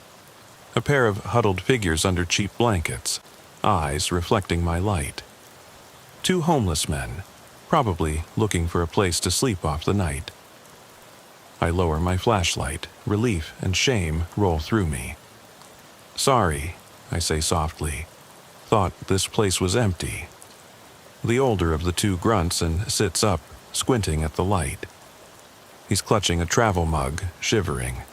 "It ain't exactly prime real estate," he rasps. I crouch so I'm at their level. "I'm Officer Ramirez. City ordinance says you can't camp here, but I don't want to push you out into the cold." He shrugs, teeth chattering. "Better than the woods. Cops come by anyway. Might as well be somewhere they know." His companion, thin, wild-haired, eyes haunted, whispers, "No silent words." My blood runs cold. My breath catches. I glance at Thompson, who's already drawing his flashlight back. I look at the man again. He's staring at me, head cocked. The phrase comes out the same, flat, chilling. I say nothing. I stand slowly, keeping my voice even. "Let me call shelter services. They've got a warm bed for tonight." The older man slides to his feet, bundling the blanket tighter. "We'll pass. It's all we know." I nod, exhaling. I snap on my taser holster and pat the empty cylinder of my gun. "All right, just be safe." They don't move. We watch each other for a beat. Then Thompson steps forward and pats the younger man's shoulder. "Better nights ahead," he says. "Promise." I climb back into the cruiser and drive off without another word, leaving the lot behind, the lamp flickering in my rearview mirror. Back at the station, the world has moved on. Dispatchers swapping stories, officers joking about coffee stains, the hum of fluorescent lights. I slide into my seat, heart still hammering. Reports to file, evidence tags to complete, calls to return. I log the homeless men outreach under welfare check, then begin typing. My fingers hover over the keys. I think of the man's whispered message, how it echoed mine. I finish the report. 2 subjects located camping in fenced lot. Provided information on shelter services. No further action taken. I hit save. The words feel sterile, nearly meaningless in light of everything. My shift ends at 7 a.m. The corridor outside is bright with daylight filtering through windows. I change in the locker room, scrub the night from my skin, and step outside into morning traffic. A new day begins for everyone, but the night's voices don't fade with sunrise. Hours later, I'm halfway through my 3rd cup of coffee when my phone buzzes. An alert from the news app.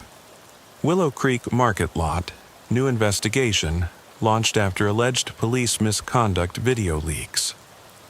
I read the snippet.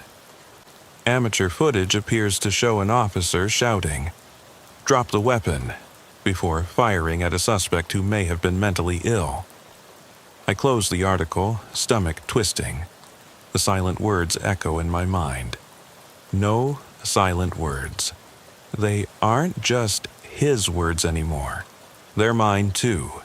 And I realize that no matter how many people I help, no matter how many lives I save, I will always be chasing those words, trying to outpace them, to make sense of them, to understand which whispers are cries for help and which are commands to kill. I set my coffee down, hands shaking. I look at the morning sun spilling across the parking lot, at the neon sign now dark and cold, and I wonder, in the end, who really hears the silent words and who answers them? I couldn't shake the feeling that something was watching me long after I radioed in the house clear and the suspect cuffed. The station clock read 3:42 a.m. as I eased my cruiser onto Maple Street, fog swirling around my tires like restless spirits. My breath steamed inside the cab, heartbeat steady but ears straining for any crackle on the radio. Dispatch was silent. Backup had transported Elena Morrison to Hadley Regional, and Aaron Bell was being booked without incident. Everything should have felt routine, locked down, but the house at 117 still loomed in my rearview mirror, its dark windows staring like unblinking eyes. I stepped out, flashlight in hand and sidearm holstered, adrenaline still humming beneath my skin. The front lawn was littered with broken glass and chipped siding. Footprints, Bell's and mine, had left twin trails through the dew-soaked grass. I scanned the perimeter, noting how the porch sagged at one corner, as though the house itself was breathing unevenly.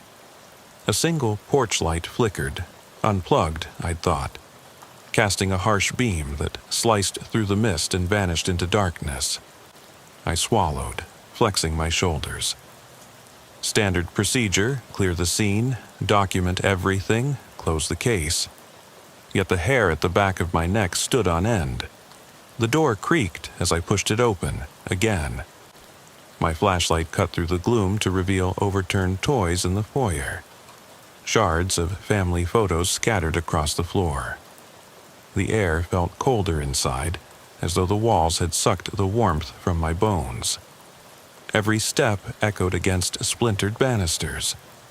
I followed the trail of Bell's footprints past the collapsed dining table and into the kitchen, where the sink still held a rusty knife, its handle stained. Coppery scent lingered. My throat tightened.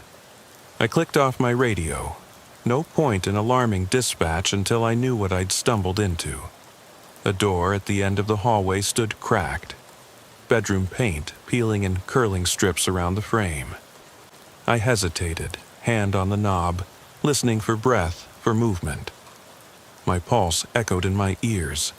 Inside, a single bed had been pushed against the wall, blankets ripped, mattress soaked. Graffiti was scrawled across the far wall in dripping red. Names, dates, lines crossed out. My breath caught. Dates stretching back months, locations listed. Forest Creek Road, December 4th, Old Mill Bridge, January 29th, Welcome Junction, February 11th. Every line represented a victim. The words weren't neat, they were jagged, frantic, someone cataloging terror. I trained my flashlight on the corner of the room, a shape hunched there, head bowed. "Police," I said, voice low. The figure didn't move. Carefully, I stepped forward, badge clipped to my chest. "You okay in here?" No answer. I circled around, finding a worn baseball cap on the floor, initials AB stitched inside. Blood droplets led from the bed toward the door. I swallowed hard, stomach twisting. Someone else had been here, tied up, buried in this house of horrors, and Bell had found them first. My radio sprang to life with static. "Langley, this is dispatch, ETA on your location?" I flicked it off. I didn't want their voices filling this room. Instead, I clicked my flashlight to full beam, shining it down the hallway. That was when I heard it. A soft humming, like someone whistling a lullaby in a distant room. It wasn't Elena. It wasn't Bell. The tune was warped, off-key, unsettling. I pounded down the hallway, every sense screaming, "Don't let it escape!" At the top of the stairs, the humming stopped. Darkness swallowed the beam. I rushed up, every floorboard groaning. The hallway above was narrower, windows shuttered from the inside. I pressed forward, feeling for the door at the far end. It too was ajar, light spilling through in a thin line. I flicked my torch. The room beyond was empty, save for a rocking chair, swinging slowly back and forth, paint chipped to bare wood. No breeze stirred the room. The hum started again, low and ragged. My stomach clenched. I stepped inside, sweeping the light over walls scratched with words. He's not alone. They're here. Don't shut the door. My skin crawled. The rocking chair picked up speed as though on its own. I choked back a curse and reached out to stop it. My fingers brushed cold wood. The chair halted. Then I saw the mirror propped against the dresser. In its silver surface behind me was someone. Tall, pale, face obscured by shadow. I spun around, nobody there. My flashlight flickered. A laugh, low and ragged, drifted from the hall. I whipped back to the mirror, the figure's hand pressed against the glass. No reflection on the other side. A whisper. You shouldn't have come back. My breath stuttered. I remembered Belle's final stare, the smile that said he'd merely been the first. Someone, or something, had been living here long before him. And now it had my scent. I ran for the stairs, boots pounding, heart hammering so loud I thought it might burst. Behind me, the chair slammed against the wall. I didn't look back until I burst out the front door into the damp night air. The fog had thickened to a wall. My cruiser sat waiting, headlights dead. Panic knotted in my gut. The engine wouldn't turn over. My radio's red light blinked in the dark, silent. I fumbled it. No signal. Everything was dead. Alone in the mist, I could feel the house behind me, its dark windows watching, waiting. I reached for my phone. No bars. The walls of that place had swallowed every signal, every hope of escape. The hum whispered again, closer now, as if beneath my feet. My flashlight, gripped so tight my knuckles bled, began to dim. Something shifted in the fog. A shape emerged, limbs elongated, eyes glowing. A voice, closer than before, hissed, "Welcome home." I couldn't shake the hum in my skull as I eased the cruiser onto Maple Street. The clock on the dash glowed 3:15 a.m., its red digits throbbing like a pulse in the dark. On paper, this was routine. A possible disturbance at 117 Maple. Dispatch's uncaring phrase for go see if someone's screwing around. But tonight, every other call had been routine. A loose dog here, an alarm there. Tonight, everything had that electric edge, like the air itself was waiting to snap. Fog curled around the streetlights in lazy spirals. I killed the engine and stepped into damp chill that pressed against my Gore-Tex jacket. My boots sank a little in the soggy grass. Maple's front lawn still soaked from yesterday's drizzle. The house ahead looked abandoned. Warped shingles, boarded windows, paint stripped in long, flaking strips. A single porch light flickered, bleeding yellow through mildewed glass. Every instinct told me to stay in the car, call backup, and circle around. But the radio had crackled out at the end of Hadley Falls Ridge, and dispatch was already marking me on scene. So I clipped my flashlight to my belt and approached. From the lawn, the house's weathered facade felt alive. Each window a black eye, each sagging board a twitching lip. I inhaled, tasting mold and rot and a faint metallic tang that made me shove a handkerchief over my mouth. Halfway up the cracked concrete path, the darkness shifted. A shape in the upstairs window, awkward and still, like a scarecrow someone had dressed from the Salvation Army. I swallowed and clicked my torch on, beam slicing through the haze. Nothing moved, no reflection, no breath on the glass, only pale void. Then the scream. It ripped from somewhere inside, raw and ragged, slamming into my chest like a sledgehammer. My heart slammed back, and adrenaline flooded my veins. I tapped my radio mic, voice flat. Officer Langley, possible hostage or disturbance at 117 Maple, proceeding on foot. My boots crunched on broken glass as I reached the porch. The wooden steps groaned underfoot. The front door stood half open, splintered hinges whining in the stillness. I braced my shoulder and pushed. Door swung shut behind me with an echo like a gunshot. Inside, my flashlight revealed chaos. A sofa overturned, stuffing spilling like pale guts. A chandelier hung lopsided, its crystals dull. Dust motes drifted in the beam, shimmering then vanishing. I could hear my own breath, ragged and shallow. Each exhale pounded in my ears. The scream had stopped, but the silence that followed was worse. I stepped in, pistol drawn, finger resting on the trigger guard. My own voice sounded alien when I spoke. "Police. Anyone here answer?"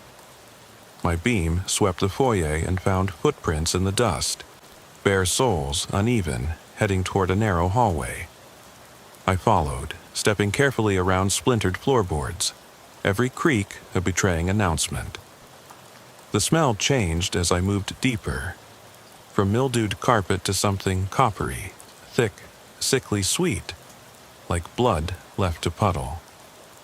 I swallowed hard, throat dry. Halfway down the hall, a door lay open, yellowed wallpaper peeled in ribbons. Under a broken lamp, a table held an old rotary phone, handset skewed on the cradle. The coiled cord snaked off the edge to the floor, severed. I clicked off my radio, silence filling the space between me and danger. No dispatch voice telling me to wait for backup. No light-handed banter, just me, steadying my breath. I ascended the stairs one careful step at a time, each board groaning a protest. Upstairs, landing strewn with debris, torn photographs, children's toys piled in a corner like forgotten sacrifices. I could almost see the history, laughter, days of sunshine, now gone rotten. A door ahead bore deep gouges where someone had scratched at it. I slid my flashlight under the crack. Nothing but black. I pushed and entered a bedroom that reeked of damp linen and decay. The bed had been stripped. Box springs lay exposed and stained. Across the far wall, someone had scrawled in thick, bleeding strokes. Names crossed out, dates inscribed. Robin Marsh, December 4th. Carl Turner, January 29th. Linda Quinn, February 11th. Each entry looked more frantic than the last, the letters drooping as if gravity itself was pulling them down. My breath caught in my throat. I recognized that pattern. Bell's handwriting from prior files, jotted in his case notes, but here it was raw, unfiltered, alive. A low humming drifted through the open doorway behind me, like a lullaby played out of tune. My flashlight swung to the hall, beam jittering against damp walls. I swallowed and stepped back, hand slipping to the grip of my gun. The humming rose, warbling, bending notes like something metallic grinding on rust. My pulse hammered, too close to ignore. I traced the sound upstairs, each footfall resonating in my chest. The attic hatch lay ajar, steps leading up carved into warped wood. I climbed, pulse so loud I thought it might burst. Moonlight slanted through a small gable window, illuminating dust swirling in the beam. The humming was louder here, as if the walls themselves were humming.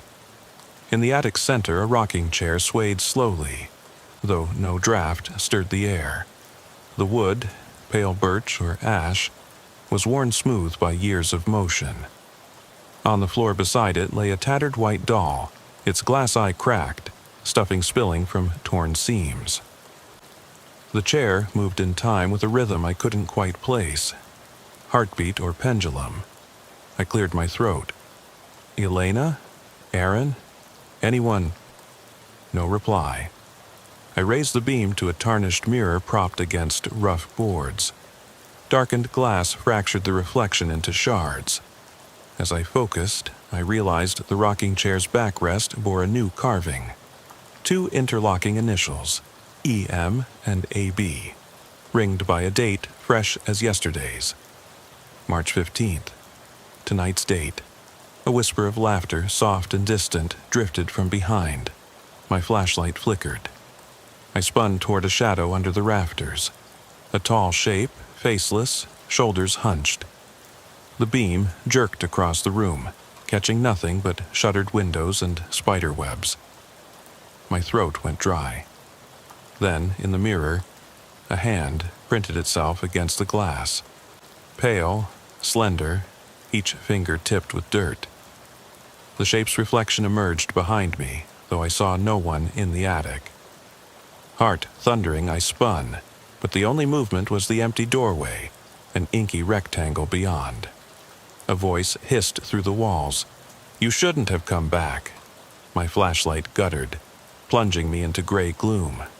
The chair slammed forward with a crack that sounded like breaking bone. I bolted, tumbling down the attic stairs 2 at a time, splinters biting into my palms. At the landing, I skidded into a wall, light dancing off peeling paint. The humming chased me, ratcheting higher, turning into a scream of metal teeth grinding. I burst from the front door into a wall of mist. My boots sank in soggy grass. I fumbled for my radio, dead. No channel lights, no static. My cruiser's headlights were out, engine silent. The house loomed silent behind me, its windows empty sockets. My pulse thundered so loud I thought the walls would shake. I backed away slowly, flashlight beam dancing across broken siding and shattered glass. Fog soaked me cold, clinging to my uniform. I ran for the cruiser, yanking at the door, locked. I searched pockets for my keys, fumbling them out only to see footprints leading away from the car toward the shadowed woods beyond the property line. A shape detached itself from the tree line. A tall figure, limbs long and crooked, eyes glowing faint orange. Its head tilted at an impossible angle. I froze. The humming stopped, replaced by a low voice just below hearing, whispering, "Welcome home." My flashlight flickered as the shape smiled. Then it crowded the beam, melting into ink and silence. I stumbled backward, heart hammering as the figure dissolved into the mist. My flashlight flickered once, twice, then died entirely, plunging me into smothering darkness. I fumbled for my radio, still dead. My breath caught in ragged gasps. The fog pressed in, thick as wool, muffling every sound except the pounding in my ears. I forced myself to move, boots sliding on slick grass as I backed away from the house. The shape hovered at the edge of the porch light, its eyes glowing faintly, watching. I forced my legs forward and sprinted to the cruiser. The driver's door handle was icy cold. My hands trembled so badly that the keys rattled as I pushed them into the lock. Finally, it gave with a click, and I yanked the door open. Inside was pitch black, the dash lights dead. I popped the hood, nothing but dead wires and corroded connections. My pulse throbbed in my temples as I slammed the hood closed and circled around, looking back at the house. In the glow of the single porch lamp, the rocking chair in the attic window swung back and forth, as if someone were gently pushing it. A low, keening wail drifted from the open front door, echoing across the lawn. I unholstered my pistol and stepped forward, training the beam of my flashlight back on the porch. Each step crunched on broken glass and twisted nails. The wail rose to a blood-chilling scream that felt like it was coming from inside my skull. I hesitated at the threshold, boots inching over the threshold once more. My training screamed at me to retreat, to get help, but something deeper, more urgent drove me onward. Inside, the foyer had changed.